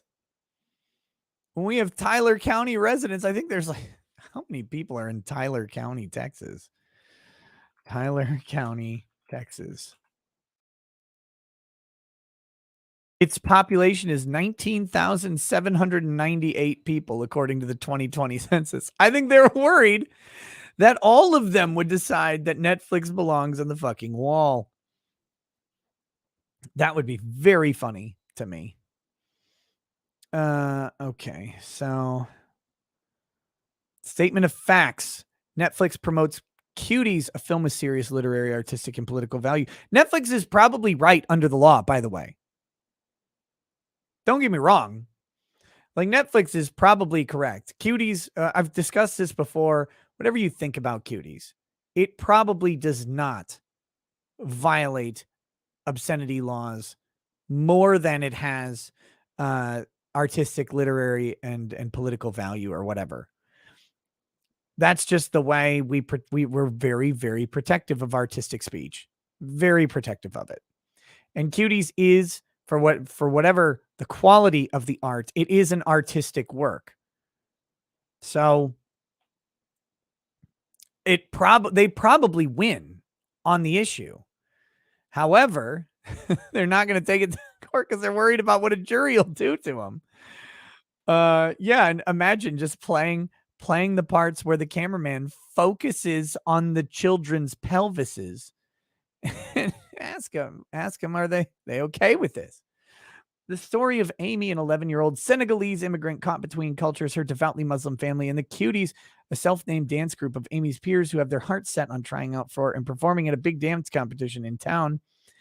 Although Cuties is available on Netflix customers on the Netflix service, Netflix has moved for leave to file a copy of the film as Exhibit 1 under seal to ensure against unlawful acquisition or copying. Like Amy, so they don't want Cuties to be part of the public record that then anybody could replay at any time without their permission. Like Amy, the other Cuties enjoy almost no parental supervision. Unlike Amy, they also have unfettered and unmonitored access to social media and the internet, which they access through their parent-provided computers and smartphones. The unsupervised Cutie wear provocative clothes and makeup intended to make them look older than they are, which they then use unsuccessfully to draw the attention of much older teenage boys using wiles their immature figures cannot sustain. Ew. The Cuties also listen to mature and suggestive music to match their mature and suggestive dances, which they practice and perform in the hopes of besting much older and physically more mature dancers.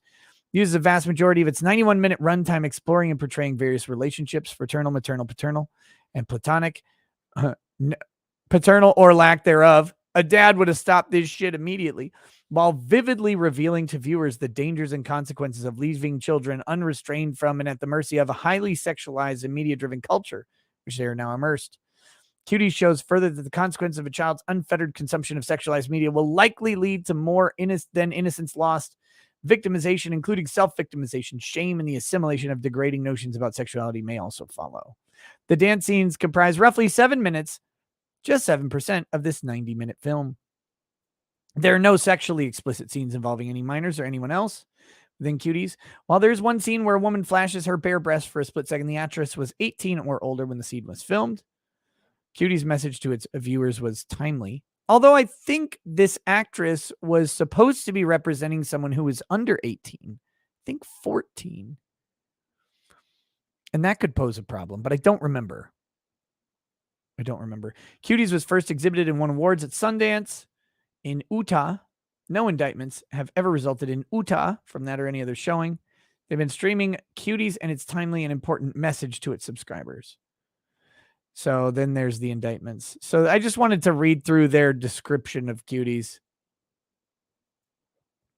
for you, but I'll likely have to go through the rest of this. It is 140 pages with all of their exhibits.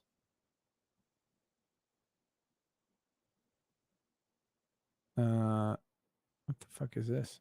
Oh my God.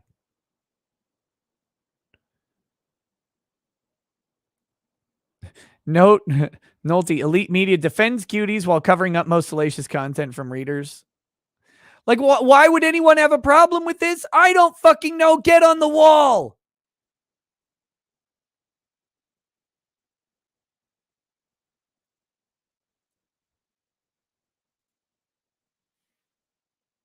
Okay.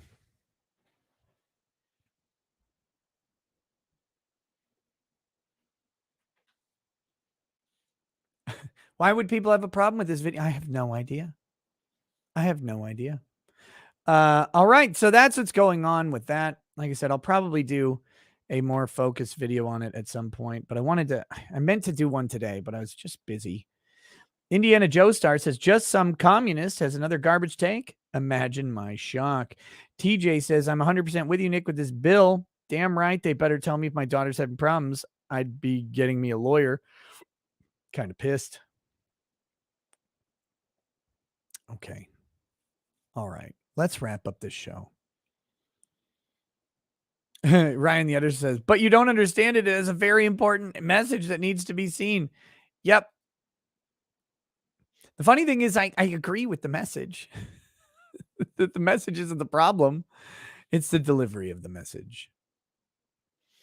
Like if someone sends me a message that says pedos belong on the wall or whatever, but they do so with their dick hanging out walking down the street, I think there's a problem with the delivery of that message.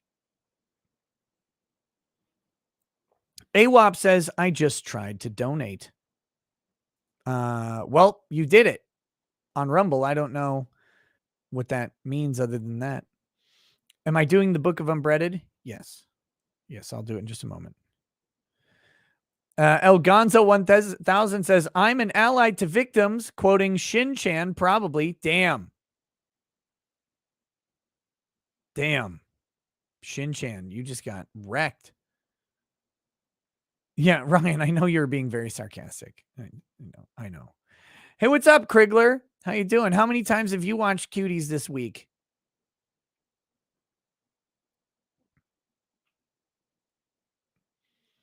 Here we go.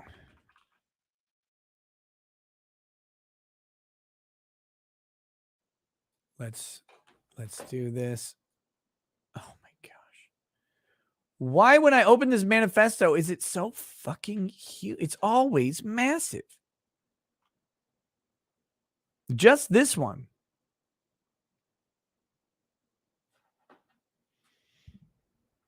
Just kidding, guys. Adam Krigler is not watching that degeneracy. We know that. That was I don't want any implications that it would be anything else.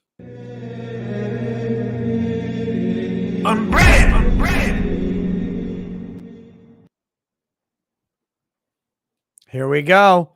Here we go. 620. Oh, we're getting lots in the 600s right now. 620.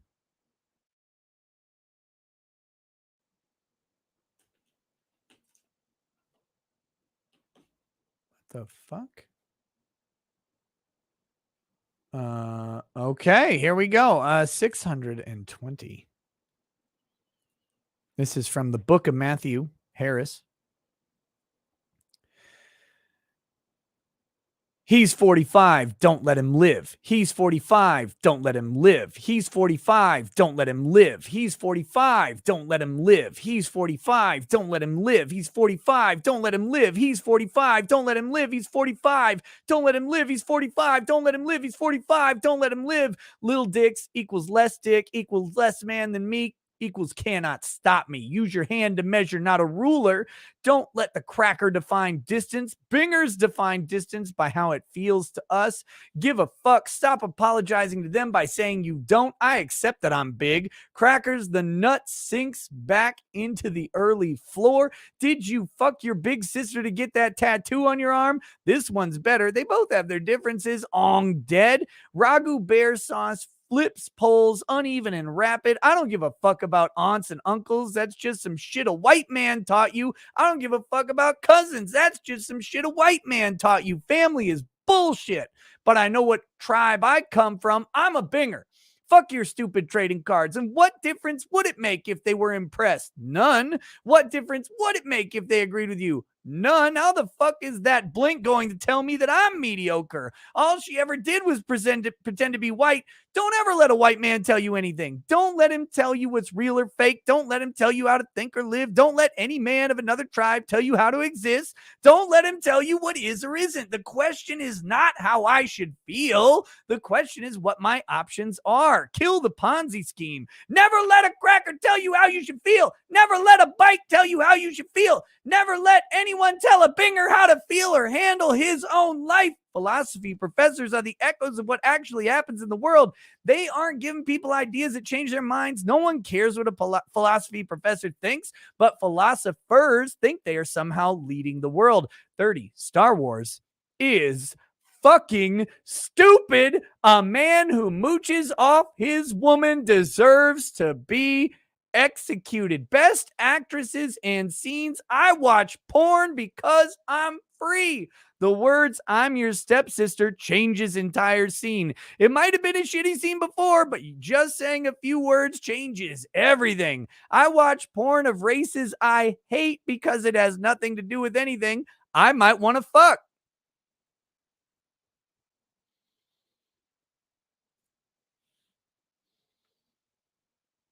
There you go. There we go. This has been Unbread. Boom. Boom.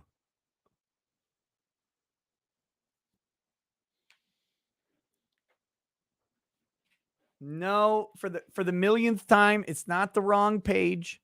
The PDF file page number is what we go with, not the page number on the page here, because there are 803 file pages, including the title page. We don't go off of this number. That's the random number that we're using is out of 803. So for completeness, we go by the file number page. There you go. We're not doing another one. We're not doing another one today. We did 3 yesterday. These 600s are great. It took him a while to get into his speed. Man, these are fucking great pages. Okay. Let's do the rest of the super chats. The rest of the super chats, and then go over to Twitch and play some Elden Ring forever.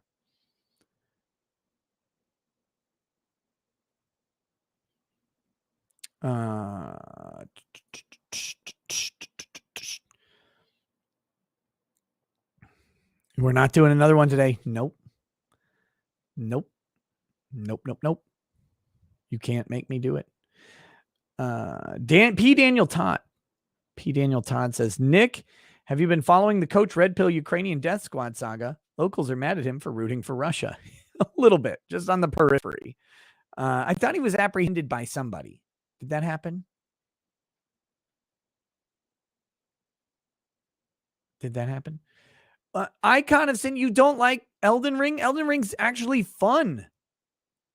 It's actually a fun game to play. That's the trick. It's enjoyable. 2D Harem King Jack says, bless Lady Racket's soul. What would you do without her, Nikki? I have no idea. I don't know. Uriah Wright says, well, Nick, at least you're not going to spend 2 hours on character customization, unlike a certain terrible live stream girl. No, my character was already made. My character's already made. And it is Jack Murphy, and I'm spreading the liminal order all around the world of Elden Ring. Spreading cheeks, taking names. Frozen Yoga 69. Thank you for the donation. Rob Price. Nick, do you still hate me? Yes. At least I sent something nice afterwards. Did I traumatize you from looking at DMs now? Yes. Yep. I hate you very much. Jennifer Genter says, stop calling that pug a ducking fog. Thanks, YouTube. So stop calling that. What? Is it not a dog? I know a lot of people in the chat say it's not a dog. Jennifer, I thought you liked pugs. Irish Pug says, F you, Jen. That's perfect. Booksome Browncoat says, today a man with Ephesians 5:22-24 quoted in his dating bio called me names for not wanting to date him because he literally had cuck listed in his bio right after submit to husband. I hate it here. Oh, damn it. Oh, sorry, Booksome Browncoat. Oh God. Why? Don't be a cuck. Don't be a cuck. Don't be a cuck. Don't be a cuck.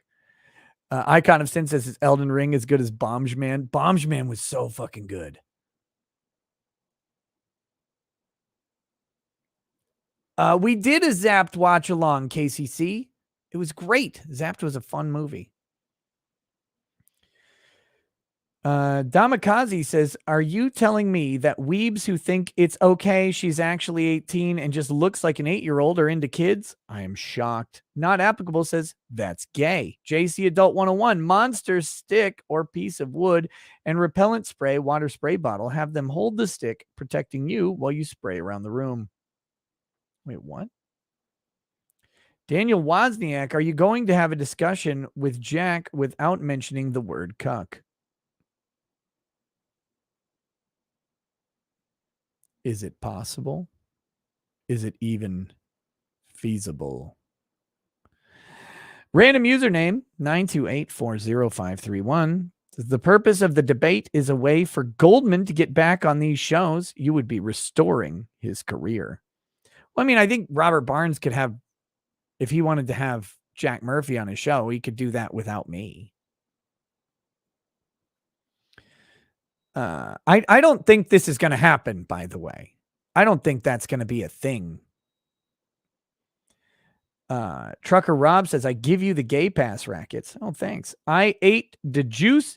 Says Boondock Saints 3 is finally happening. It is? Wasn't Boondock Saints 2 a disaster? Slick Black Cadillac says, so you don't like Metal Gear Unbreaded.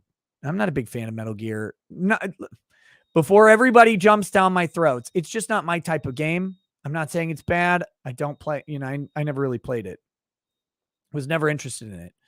I'm not making a value judgment on Metal Gear. Just not my type of thing. I didn't play Splinter Cell or any of those types of games.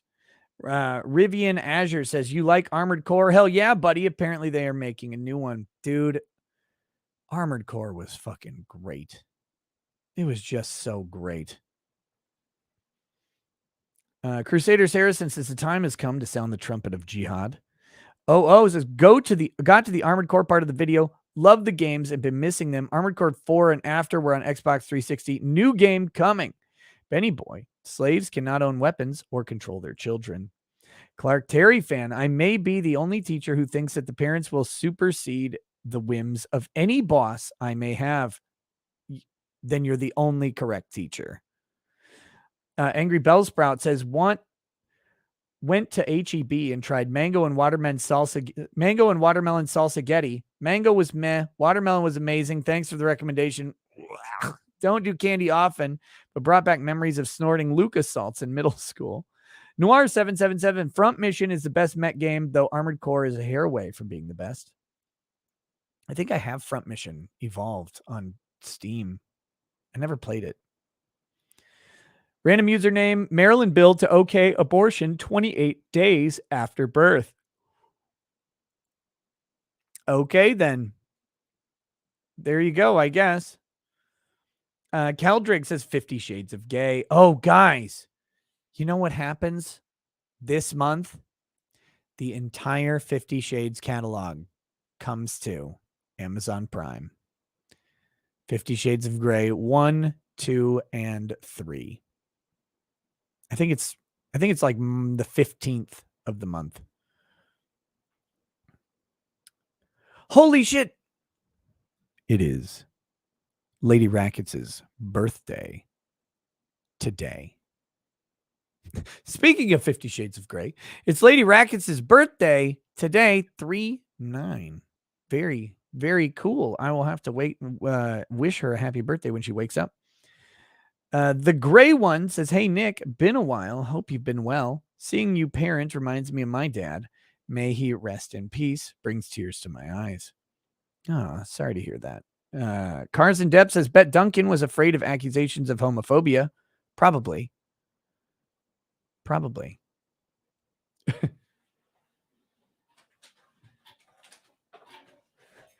It is Lady Rackets' birthday today.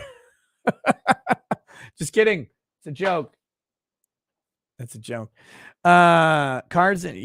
Master Bader says, wow, that Daman Mills dude is a massive homies over hose moment. His face reminds me of James Charles. Imagine waking up next to that several times. No, thank you. No, thank you. Socratic Method says, Maps can't swim in cement shoes. True story. Why is that on hand? Look, sometimes. Let's see. Roby McCann says libertarianism, political value, hedonism, moral value. Blurring the lines between the two is one reason the U.S. is slowly going down the crapper. Snuggle Struggles says eating a jelly bean is somehow a crime against humanity, but grooming a minor with actual evidence provided, the groomer is somehow the victim. Lol. Frozen Yoga 69, Geiga Jack voice. We must live by the wisdom of our pounding fathers. A discharge on the beard is worth 2 in the wife. Colton Lynch says, why does it seem that people that say others do this are the ones that commit it themselves? I don't know. It just keeps happening. See, Goody says, happy birthday to your better half. Toast your woman, you bigot. Why don't I don't toast sandwiches. John Fitzify says, hi, Billy Mays here with Offender Be Gone. Are you on the wall? Get on the wall. Removing offenders has never been easier. There you go. I hope that was a good Billy Mays voice for you. Crusader Saracen says, press X to I doubt it. M.A. says, happy back to the kitchen day. Jackson Kai says, where is, that because it was Women's Day yesterday, right? Don't ejaculate until you see the whites of their wives' eyes. What?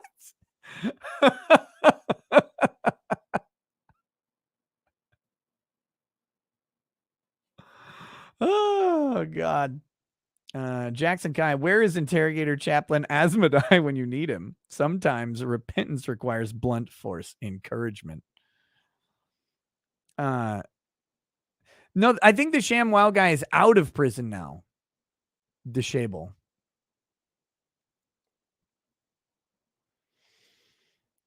Rob KX 3Dex Burgess says she spelled I defend pedophiles wrong. Andrew Clark in announcer voice next time on Dragon Law Z.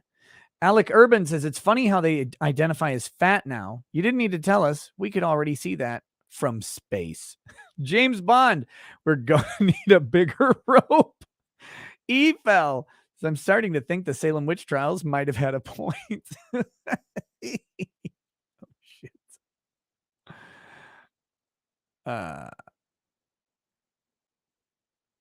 Let's see. What the hell?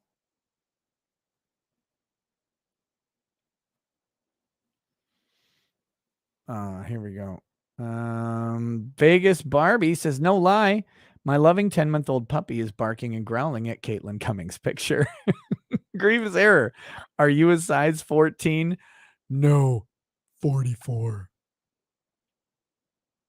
Sir Kyle Jordan. Yes, I still have my portrait of Robute Gilliman. He's right there.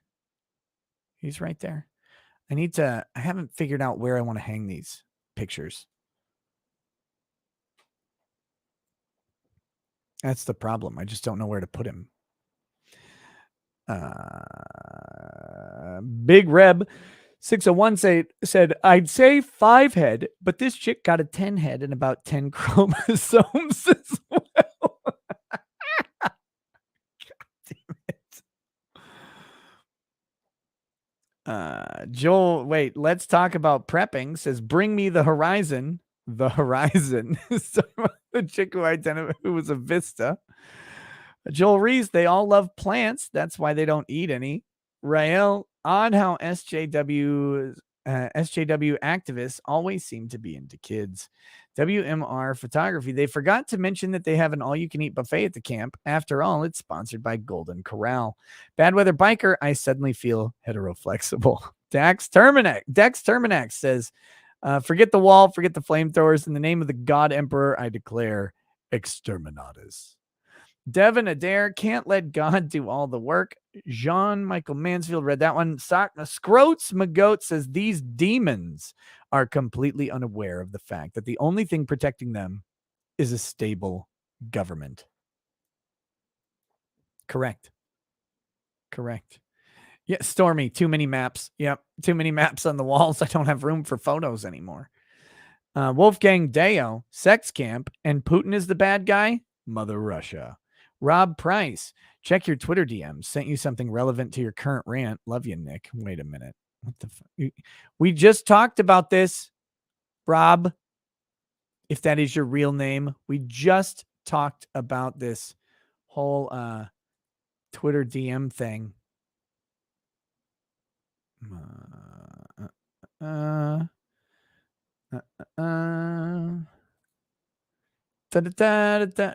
Ew. No. No. No, thank you. That was disgusting. Timothy Reaper says, how much whiskey did you need for tonight's show? Well, I can't drink too much because I have to sober up by 8. So I've only had two drinks. Should I have a third? Should I have a third for the chat? We're at 2,000 likes. I guess I can have another. I guess we can have another drink real quick. This will not have any problem digesting by 8 a.m.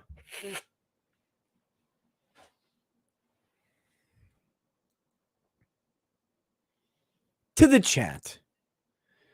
To the chat every day.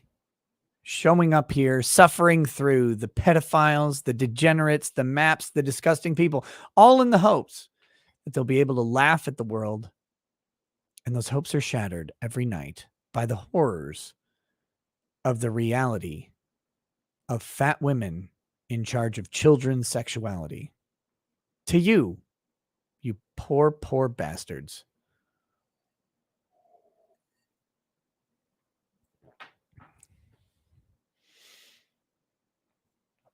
All right. Warek says, all right, that's enough internet. Time to go outside and touch some snow. Cars in Depth says, Nick, Tonya Turner, or Blair White? A claymore. Mine in my mouth. Reformed Convict, welcome to paralegal status. Andrew Jackson. So I can't wait for Drex's tape on the sex ed. Trucker Rob Rackets, speaking of us fats, did you see that Az is going on a diet? Oh, is he? I gotta have him on. I need to find that time.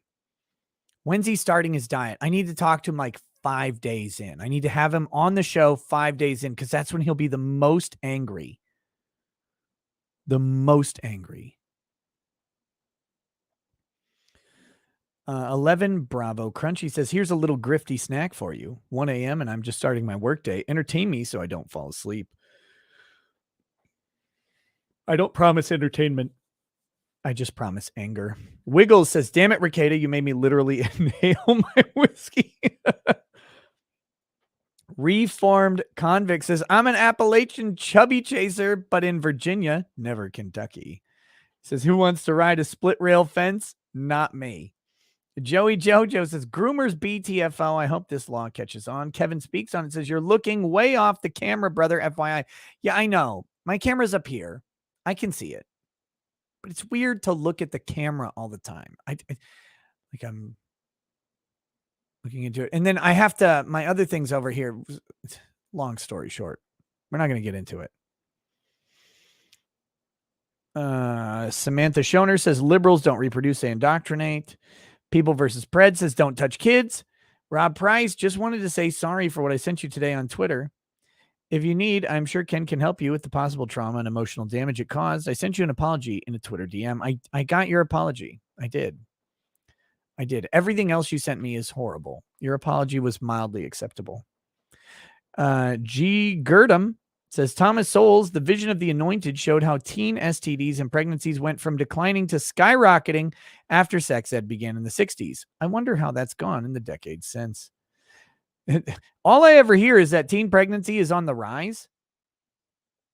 And yet they say that abstinence-only education doesn't work, but abstinence-only education has been stopped for so long that I can't see how teen pregnancy can be abstinence-only education's fault. So I don't know.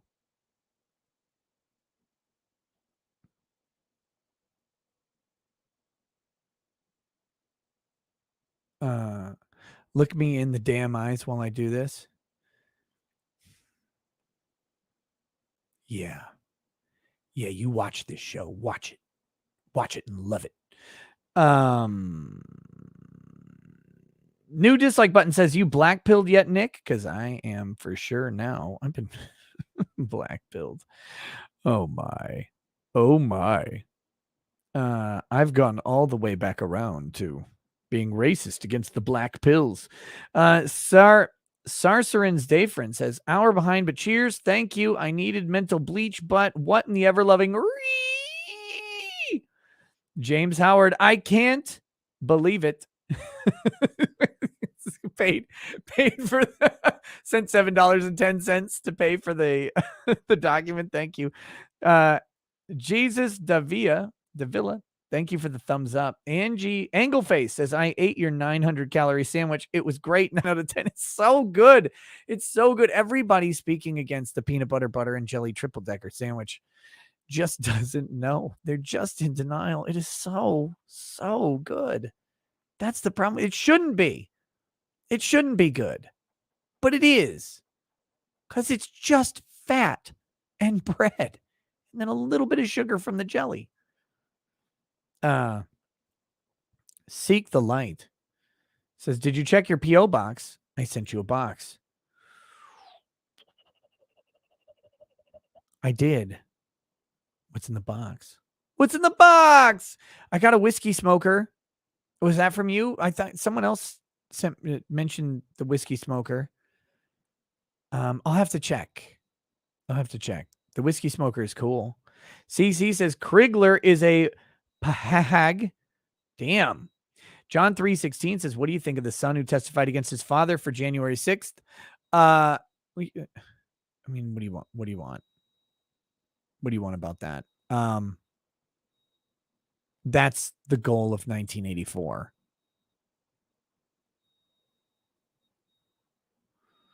You should try peanut butter and jelly on sourdough bread. It's bigger and better bread. I like sourdough bread, but not for PB&J.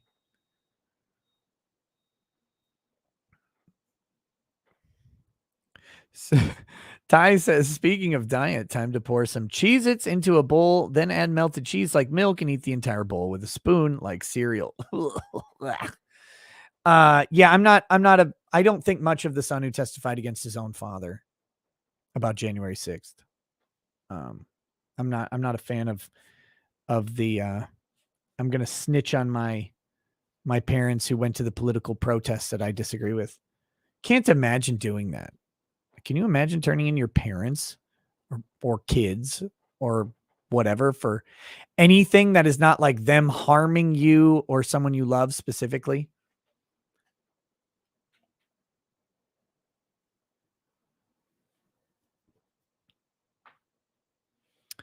Ken's Counseling Couch says teen pregnancy for 15 to 19-year-olds in 1990 was 61.8 per 1,000.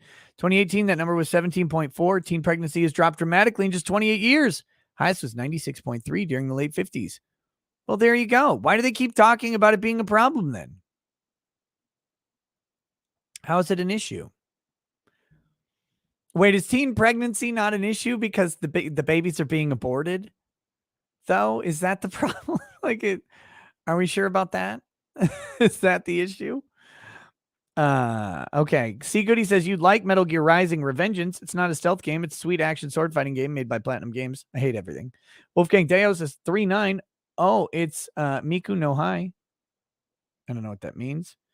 Joshua Day. I will do a toast to Lady Rackets. C. Goody. Fine. To Lady Rackets. The lady who has tolerated this show interrupting and completely changing our entire lives for the past 4.5 years now, allowing me the flexibility to pursue doing what I like, which is making fun of people in front of a camera. To the greatest lady I know. Cheers.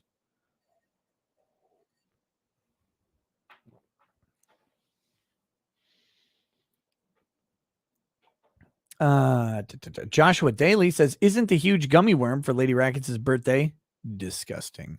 She ate some of that. I was like, oh. I hate gummy things. I hate them. Sitting there with a knife, like chopping up sections of it. And I'm like, oh, Ugh.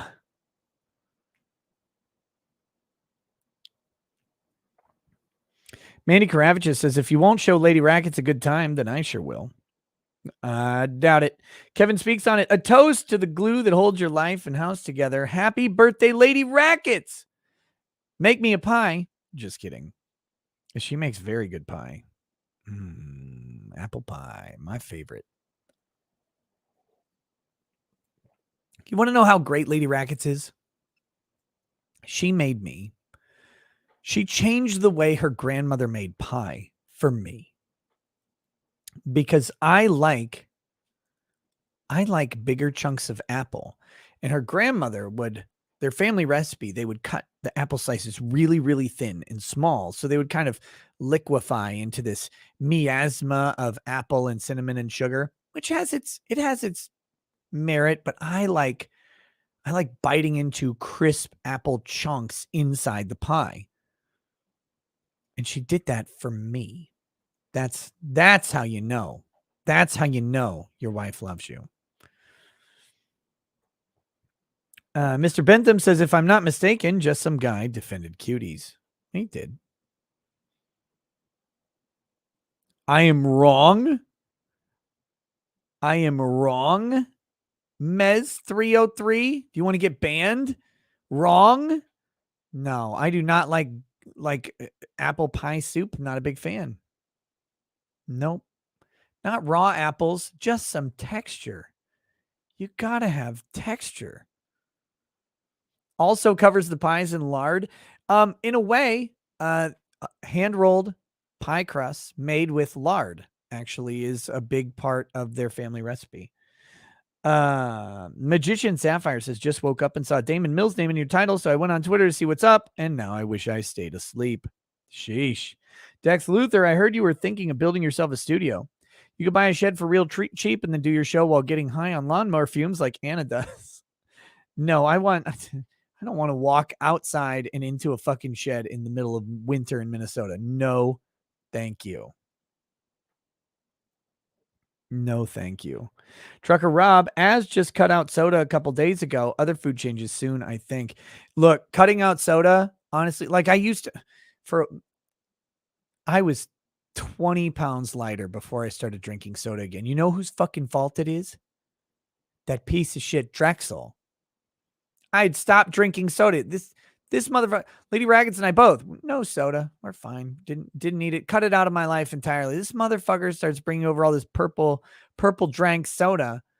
And now suddenly I'm like a poor black family in Alabama, just sucking down soda all the fucking time. Here you go. Thanks, Drex. Thanks for the health issues. This motherfucker only drinks soda at my house, too. And it's hard to start over. It's hard to stop drinking soda. It was the best decision I ever made years ago. It's also really hard to do when you're doing this, because you need, like, this is really convenient to drink. It's really fucking drink diet soda. Have you ever seen a skinny person drinking diet soda? No. Diet soda is for fatsos, and it keeps them fat forever. No, thank you. No. No, dude, never drink diet soda. If you want the secret of skinniness, it's never in your life drink diet soda. No. The problem is if you like, it's the fizziness of soda that makes it so that you don't just pound it down immediately, because you'll have too much gas, like you'll have a gas reaction, burp a whole lot. So like if you had this of a non-carbonated thing, you just drink the whole thing in one sip. It's like 12 ounces. What the fuck was that?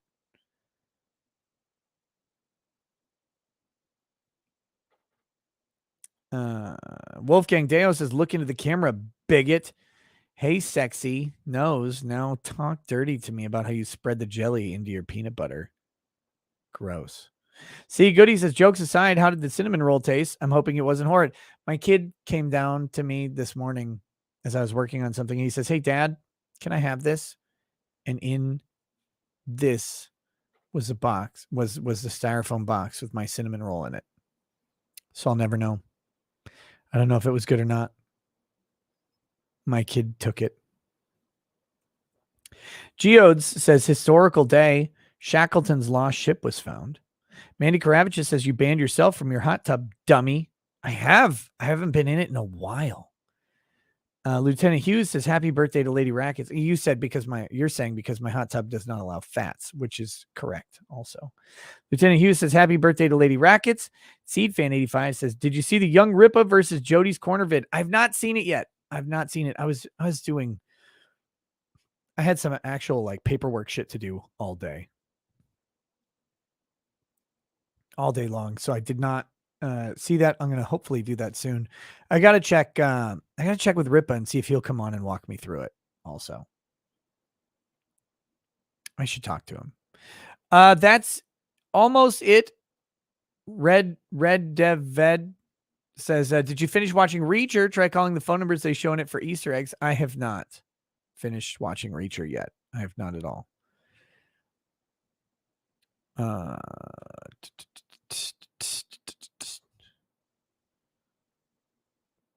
Lady Melora says, I drank Diet Pepsi almost every day during high school. I've never been overweight. I'm the sometimes recovering anorexic. Yeah. No, I don't believe you. That's a lie from the government here from big aspartame trying to get us all to believe in your diet drinks. Stop. I know you're paid for that. Stop it. I can see what's going on here. Okay. There we go. Let's go over to Twitch. Should we start with an episode of Reacher and then do Elden Ring, or do Elden Ring and do Reacher? I don't know. Maybe we should do an episode of Reacher. It's been a while. I'm torn on what to do. We're going to go over to Twitch. That's the end of the YouTube show. What the hell are you even doing here? Why do you guys watch this thing? I have no idea. What? My phone just buzzed dramatically. And why? Rob Price. No, that was 2 hours ago. What just buzzed? My phone just buzzed and there's no new notifications on it. So what the fuck was the point of the buzz? What about my other phone? Same thing. Why are you even buzzing? There's nothing on here that's new.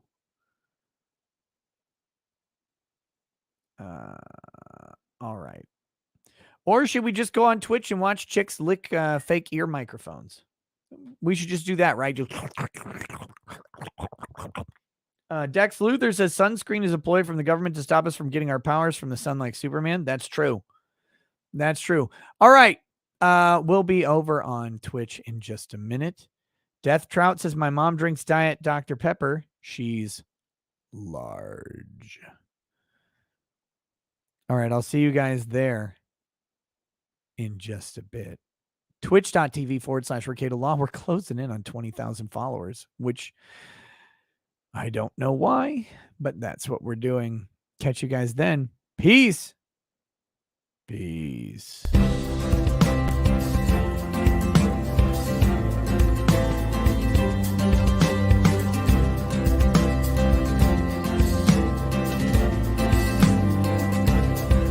Oh, he drinks a fair bit, but you realize that it just helps get his noggin jogging along. With his glass by his side and his kids asleep tight, we'll hear some lost-plaining tonight. With his microphone muted, we'll laugh at this boomer until he explains it's all part of the plan. Watch his face become redder as he becomes meta, raging at idiots from Twitterland. From the white shores of Maine to the hills of Glenlivet, there's no one who explains the law better than Nick. So pour out a glass for the ones who have passed, to make the law what we have now. Oh, his lady is fair, and she handles herself with the grace of one who has borne many children. As the wife of a lawman, she makes sure that he has the time and the place to provide for them there. So pour out an ardbeg, a bow, more of that broad. Spirits flow as the ones who get unemployed. So pour out a glass for the tea post on Twitter, as we hear lost blaming tonight.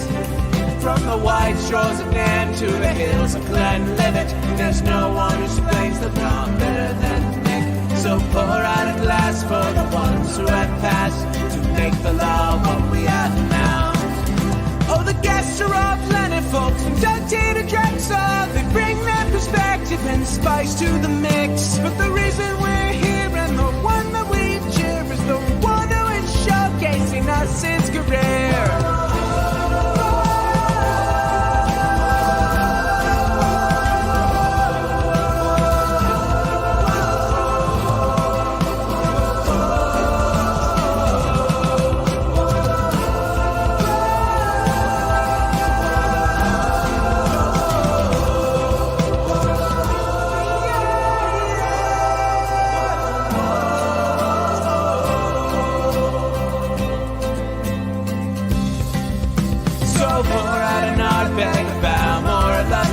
Spirits flow as the ones who get unemployed. So pour out a glass for the T-post on Twitter as we hear Lost Blaming tonight.